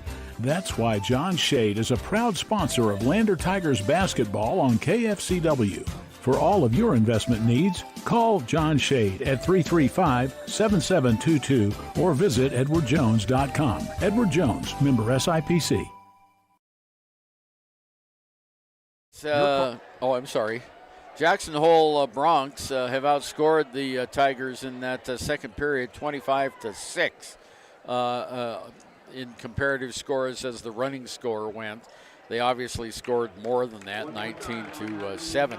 But we're ready to go. We're about 25 seconds away here on KFCW Facebook, and YO Today YouTube. They'll watch the Facebook or the live stream of this game. Ernie over with you and Josh Henninger as well here at Bob Carey Memorial Fieldhouse in Lander. And the two teams have taken the floor. Jackson will have the ball first on the far sideline in the green paint there here at Tigertown. A lot of green in this arena here.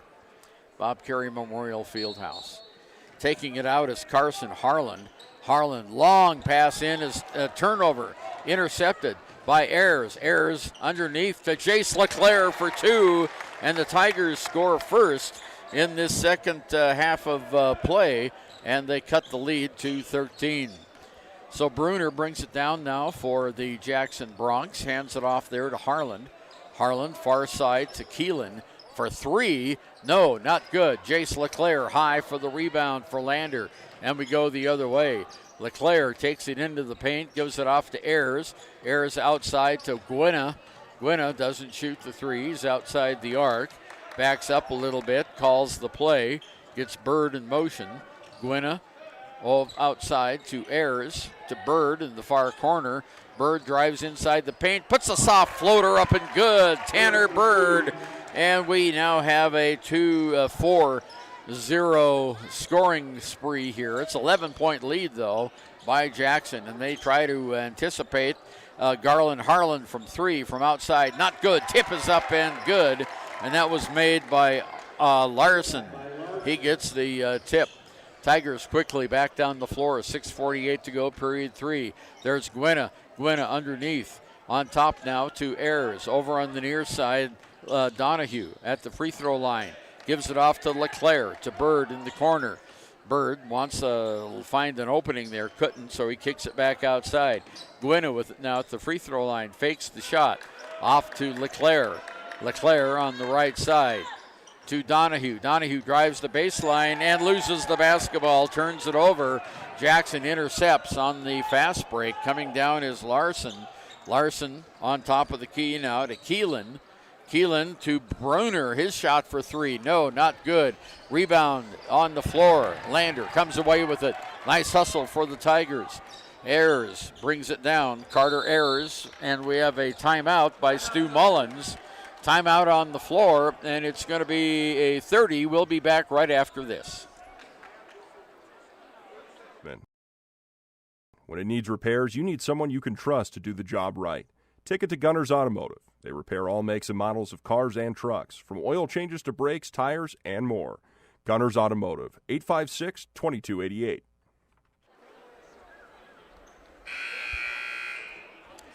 Back again, 5:58 to go, third period of play. Jackson Hole 40 and Lander 27, the Lander Valley Tigers. And I tell you what, we talked about it at halftime, Josh, but that big height advantage, the Tigers are using some speed and quickness to get the early two baskets here. Yeah, Jackson's still setting up in man defense. They haven't switched to his zone. Tigers are starting to figure out with a little bit of motion on the perimeter to use that speed to get inside, get around the corner faster, catch Jackson on their heels, and get it in for an easy two in the paint. Tanner Bird in the corner, out to Gwynna. Gwynna back to Bird. He fakes the shot. Underneath to LeClaire. Back to Bird. Bird in the lane. Underneath, all alone, Jace LeClaire for two more. And he scored 4 points already in this half. And it's again an 11-point lead by Jackson Hole. Down court, underneath is Hanna. His shot's up and good. And he gets another one from inside the paint. 42-29. 5:18 to go. Tigers have it. Tisso Gwynna on the near side. Gwynna moves it across the key to Ayers. In the corner, Donahue. Donahue moves it back to LeClaire. LeClaire back to Ayers in the corner. Donahue has it. Out to LeClaire now. Tigers looking for an opening underneath to Gwynna in the corner. Ayers is open. Back over to Donahue underneath Gwynna. And Gwynna launches a three. That's not good. Rebound by Gavin Keelan. And the Tigers did a lot of passing that time, trying to find an open shot. They almost got one. Here we go, 4:34 to go in the third period of play. Underneath to Hannah. Hannah kicks it out, far side. Bruner for three, in and out. Rebounded by Gwynna for the Tigers. On the fast break, Gwynna has the ball knocked away from him, picked up by Donahue. Donahue in the lane, back out to LeClaire.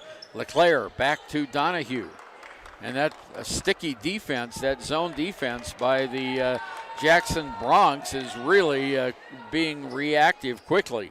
Here's Gwynna again. Gwynna over to LeClaire in the corner. Bird launches a three. No, not good. Rebounded by Gavin Keelan. And we go the other way with 3:53 to go. Down court, it's Larson. Larson stops, near side, underneath. Oh, there's two more by Hannah. They're just working that in the paint, 44-29. Again, a 15-point lead. It's hard to defend that kind of tallness in the lane. Here's Ayers for three. No, it's off the mark, not good. Rebounded by Harlan. Harlan quickly down the court, stops on the arc, gives it off to Hannah. Turnaround jumper. No, he misses it this time. Whistle, and we have a foul going to be called on Hannah. Harlan to Hannah, just been a good connection there. Harlan is using his perimeter moves to start bringing the Tigers out in that zone. That leaves a one-on-one inside, and it's been Donahue inside and Bird as well. And Hannah's able to use his height and reach advantage, turn around and put it up for an easy two. That's going to force Coach Stu Mullins to take a timeout. We'll go ahead and take it with, and we'll be back right after this. In any sport, athletes face the chance of sustaining an injury. According to the Athletic Training Association, 90% of student athletes reported some sort of sports-related injury. What's more, is 54% report playing while injured.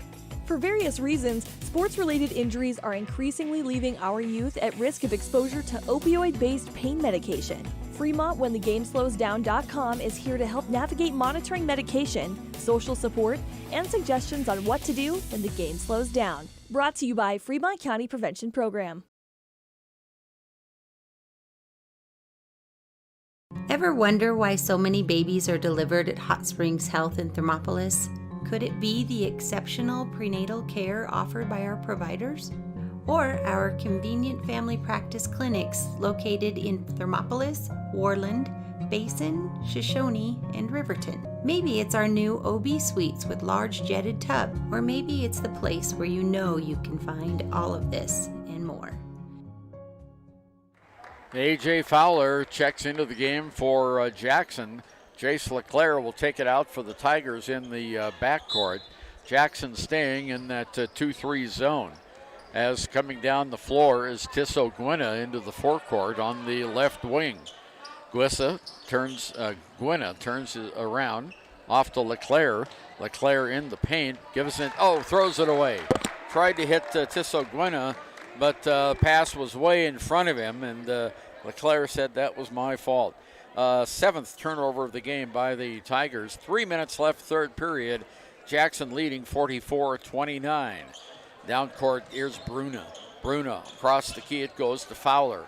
In the corner, there's a three ball put up, not good. Rebounded by LeClaire, and a foul on Jackson on the rebound. It's going to be called against Larson. That'll be his second. 2:51 to go, third period of play. Lander has it in the backcourt as Jackson is not putting any pressure at all in the backcourt. They're just meeting him at half court with that 2-3 zone. Here comes Tisso Gwynna. Gwynna in the corner, near side to Lopez. Lopez, who just came into the game, drives the baseline, can't shoot, travels. Yeah, he's trying to cut inside, and he was cut off there by Larson, and his foot did slide. And the thing for Jackson, they're not doing any full court pressure. They're just doing a half court set. When Tigers bring the ball across half court, they originally set up in a 2-3 zone. But then as soon as they come in, they start doing a play. It's straight up man defense. Tigers haven't been able to find the open shot and get some scoring throughout the entire game because of that Stingent defense by Jackson. Ball's knocked out of bounds off Jackson. Lander will have it in the backcourt. 2:27 to go, third period of play. Here's Gwynna, brings it into the forecourt. In the corner to Bird. Now to Wheeler, who just came into the game, and this is Caleb Wheeler. Underneath, Bird shoots, hits. Tanner Bird with a nice little 360 spin move, got it to go in, and it's 31-44 now. Far side, Larson has it for the Jackson Bronx. Jackson in the corner, gives it off on top of the key to Sam Scott. The ball's almost stolen away by Gwynna, and whistle over and back is the call. Turnover, and the turnover will give the ball to the Lander Tigers. Now the officials are discussing it. I think they're going to reverse that. Yeah, I think it was tipped too. I don't think this turnover is going to stand. Scott Quayle giving Hayden Hatfield the explanation. They're going to give the ball to Lander. All right. Well,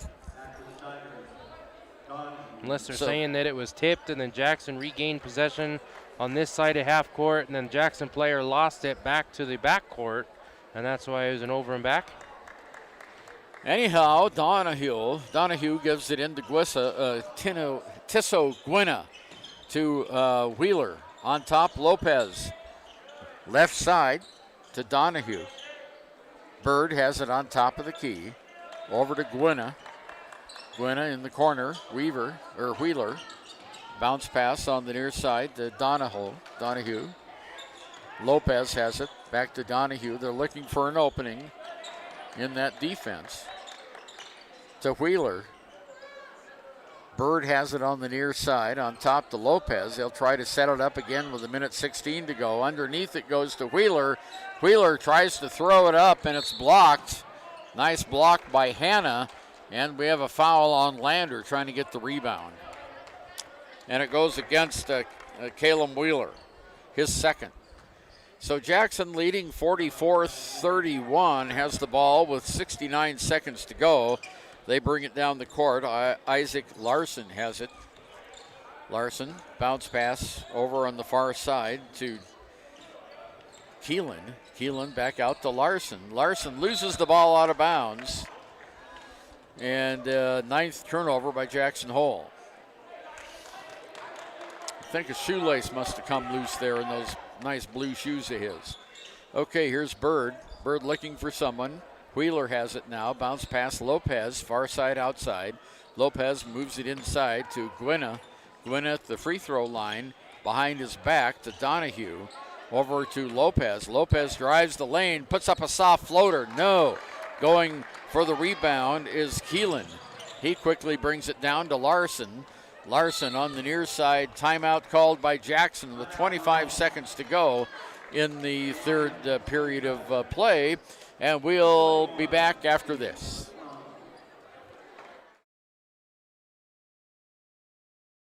The choice is yours. Sutherland's Friends of the Family Plus Consumer Credit Card lets you choose from 5% off instantly at the register or special financing on qualifying purchases. That means no forms, no waiting, no rebates. You can choose 5% off instantly with your Sutherland's credit card. Got a big project? Choose special financing. The choice is yours with Sutherland's Friends of the Family Plus Consumer Credit Card. Subject to credit approval. Minimum monthly payment required. See store for details. Only at Sutherland's. 25 seconds left here, third period of play. 44-31, Jackson Hole with the lead. They're wearing the black uniforms with silver numbers trimmed in orange. And they'll get the ball out real quickly. Lander didn't come back out, and Hanna burns them with two. That time they took advantage of Lander not coming out after the second whistle. Wheeler has the shot blocked. Fourth block of the game. Here's Sam Scott, 2-on-3, lays it up and in. Sam Scott on the fast break after the block of the play. That's the fifth block in the game. Here's a shot by Lopez at the buzzer. And at the end of three periods, it is Jackson 48 and Lander 31. Back after this. From the wide open spaces to the canyon near you, Wyoming.com is reaching more homes and businesses than ever before. For more than 25 years, we've aimed to provide the best internet and phone service to meet the needs of our customers all across the great state of Wyoming. Now it's getting even better. Wyoming.com, expanding to an area near you. Wyoming.com. We're out there.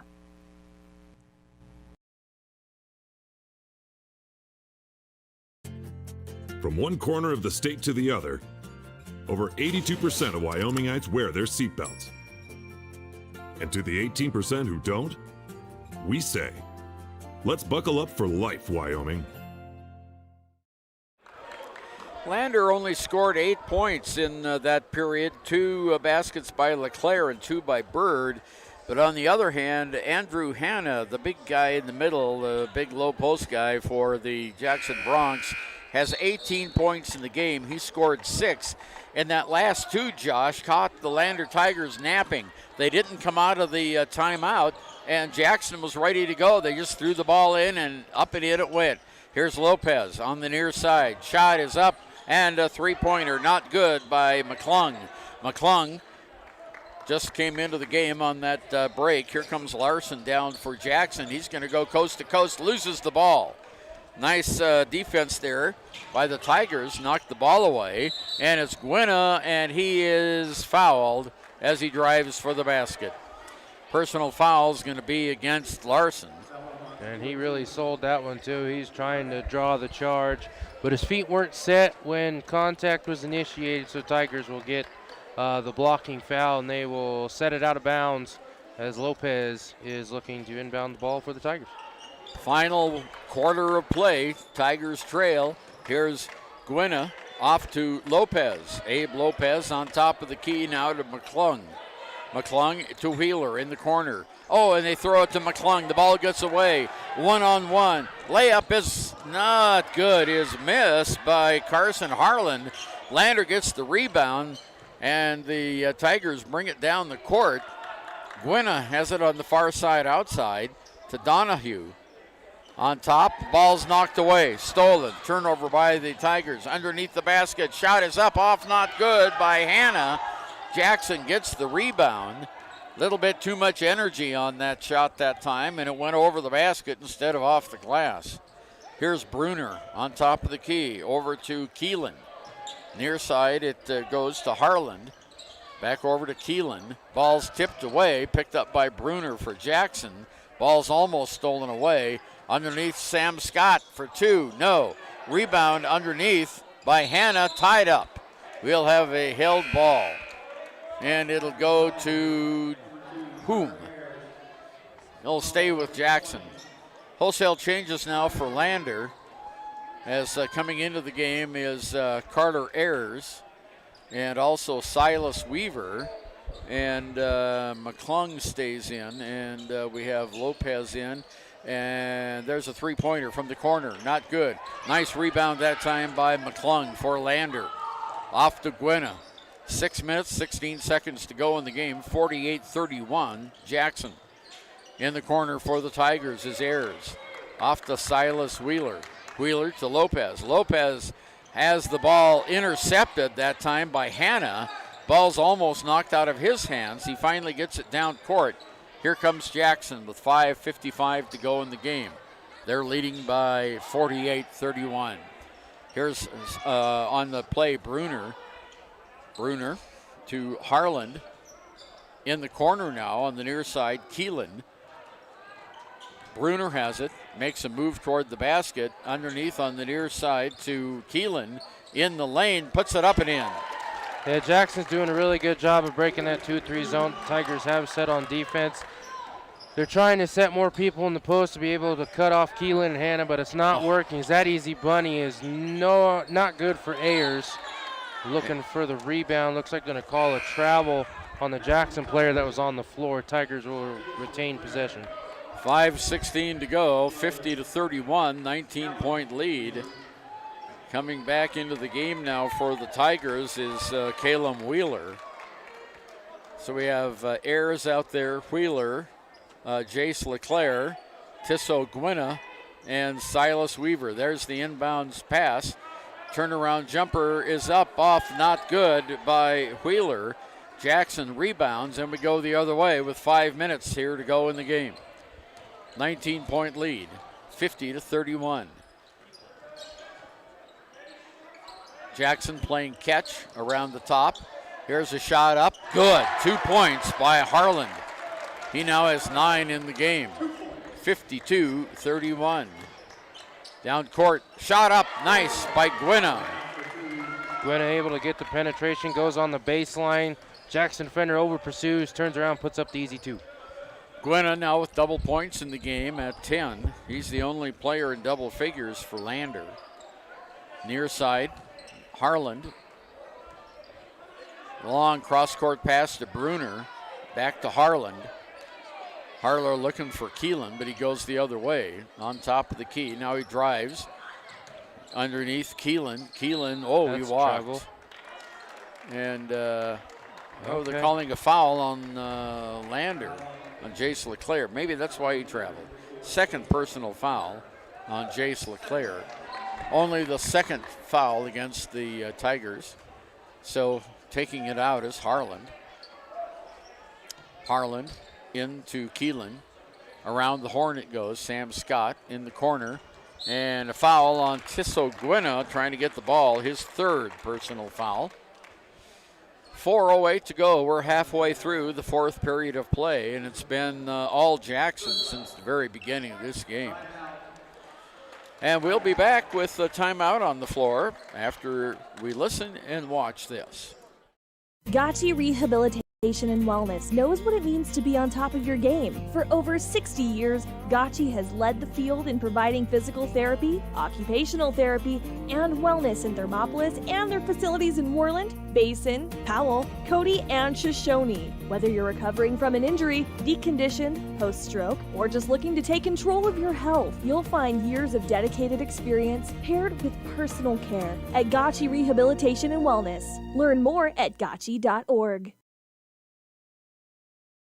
Is your resolution this year to be healthier? You may have made a commitment to improve your physical health, but don't forget about your financial health. Atlantic City Federal Credit Union is listed as one of the healthiest credit unions in the U.S., and we are the healthiest credit union in Wyoming, according to depositaccounts.com. Don't risk having your accounts anywhere else. Become a member today and accomplish your first resolution by becoming healthier. Financially speaking, that is. Federally insured by NCUA. Open your eyes to a credit union. Atlantic City Federal Credit Union. 4 minutes, 8 seconds left in this one, and it's been all Jackson. I tell you what, those big, tall players they have really made the difference controlling the paint in this game and getting some easy baskets from inside the lane. Here we have Harlan on top of the key, guarded by Gwynna. Hands it off to Bruner. Bruner back over to Harlan. Cross court it goes to Larson. Larson with the ball. Stops, fires it in the corner, comes back out. With it now is Keelan. Back over to Larson. Larson, Bruner in the corner. Harlan on top of the key. Keelan at the high post.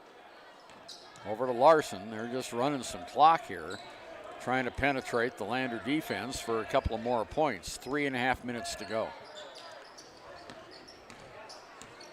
Tigers are initially in a 3-2 zone.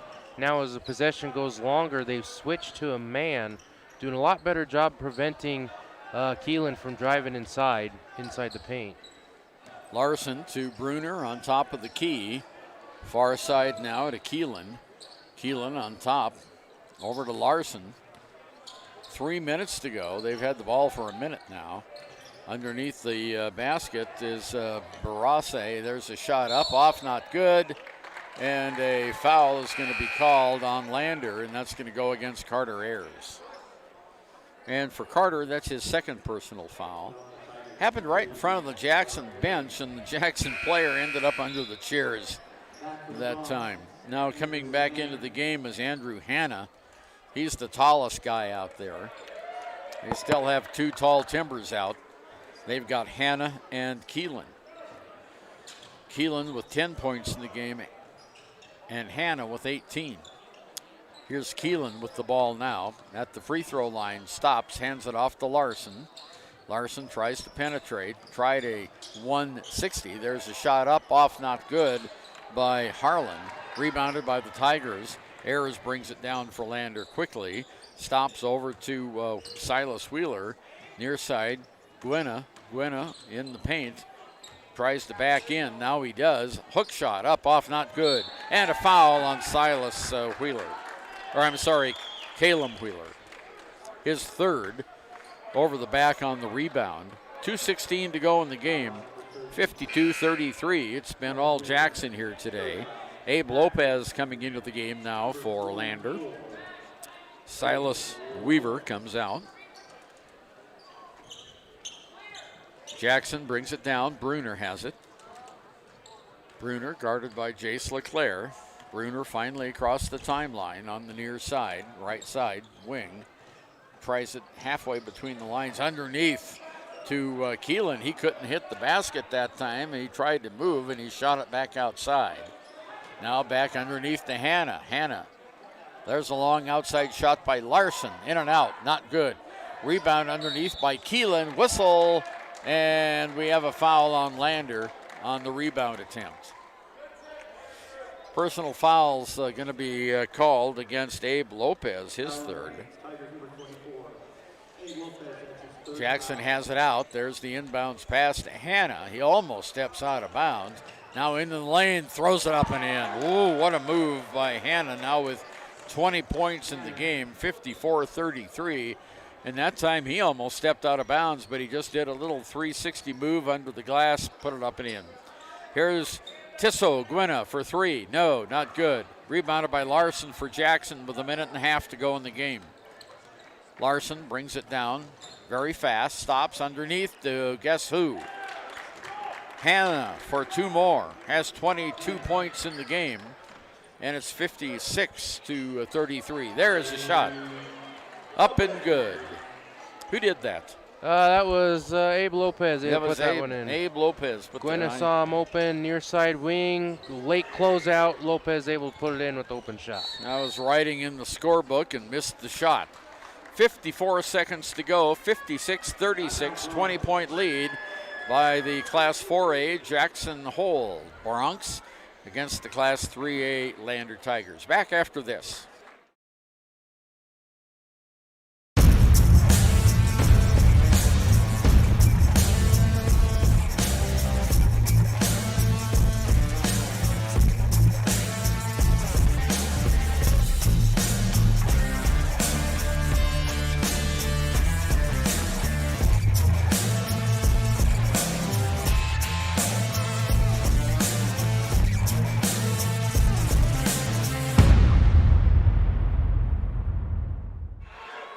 .54 seconds to go in this game.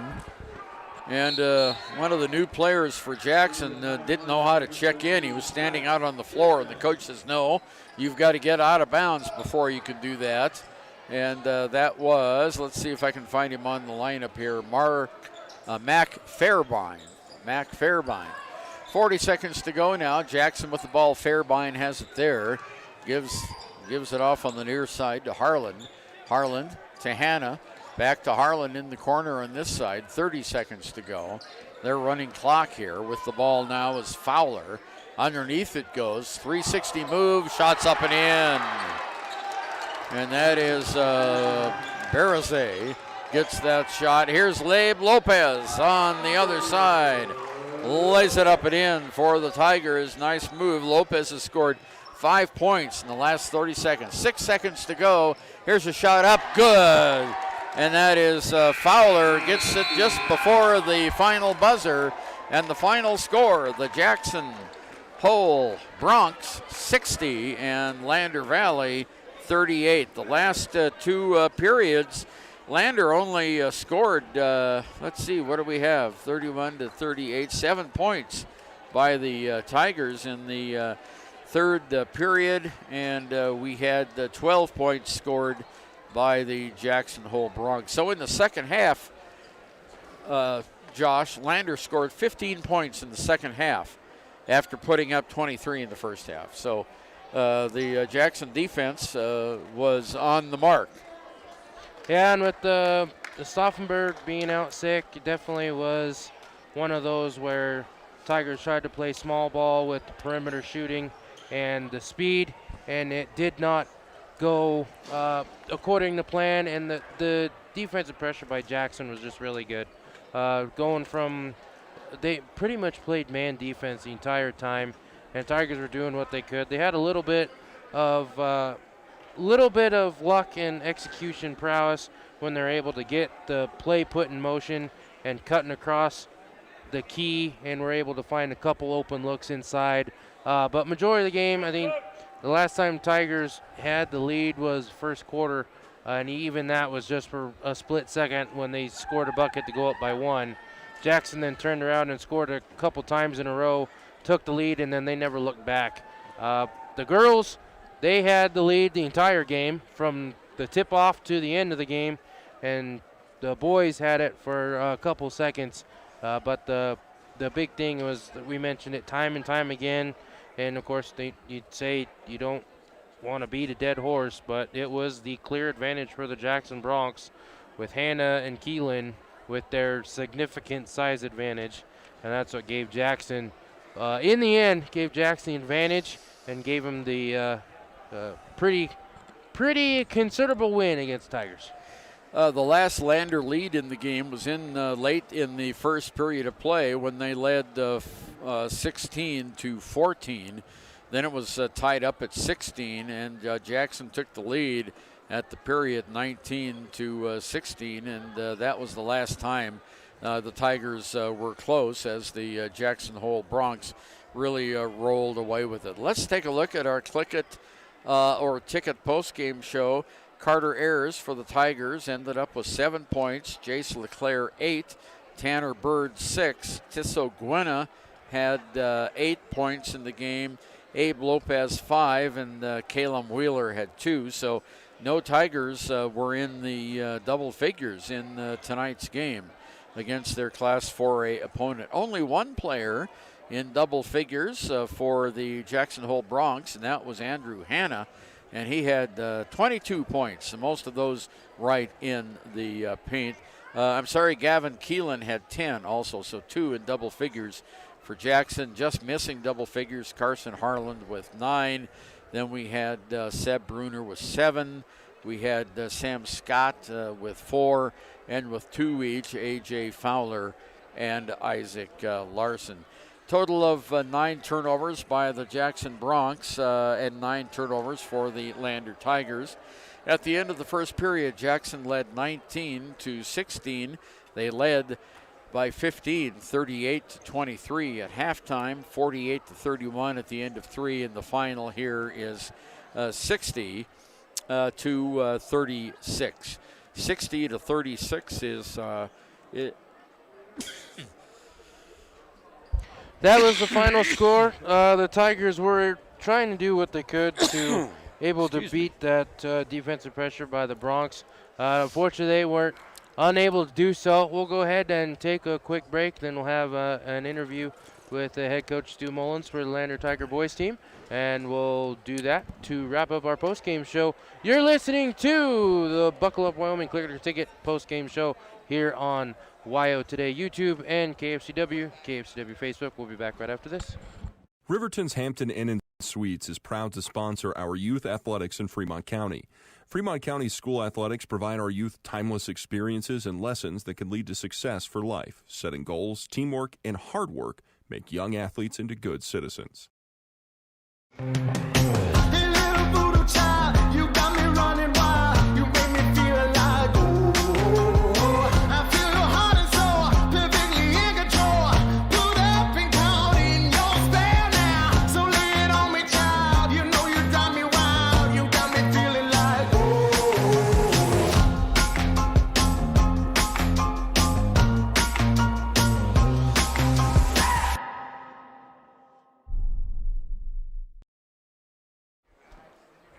Okay, back again at Bob Carey Memorial Fieldhouse, and Coach, we talked about this during the Stranagan tournament about the coaching staff here wanting to play some upper division teams to get ready for their conference play. Yep. And we ran into the California Redwoods tonight. I know, gosh dang it, like we've been the team with size the last 4 years, and it dries up sometimes when you're in a small school, and we emptied the tank today, trying to figure out a defense to run that might be effective. We tried fronting and trying to get help backside early, and they obviously practice that a ton, because they know that's their bread and butter, and they were good at it, and we're shooting layups early, and and then we tried to play behind and dig it out, and he still was either scoring, or when we dug, they hit the three, and and then we went to the zone in the second half, and so it's just one of those things where we'll get better, and the good thing is those California Redwoods aren't in 3A where we play. That's right. Yeah, the one kid had 22 points, the other had 10, but the number 21, he had 5 blocks in the game.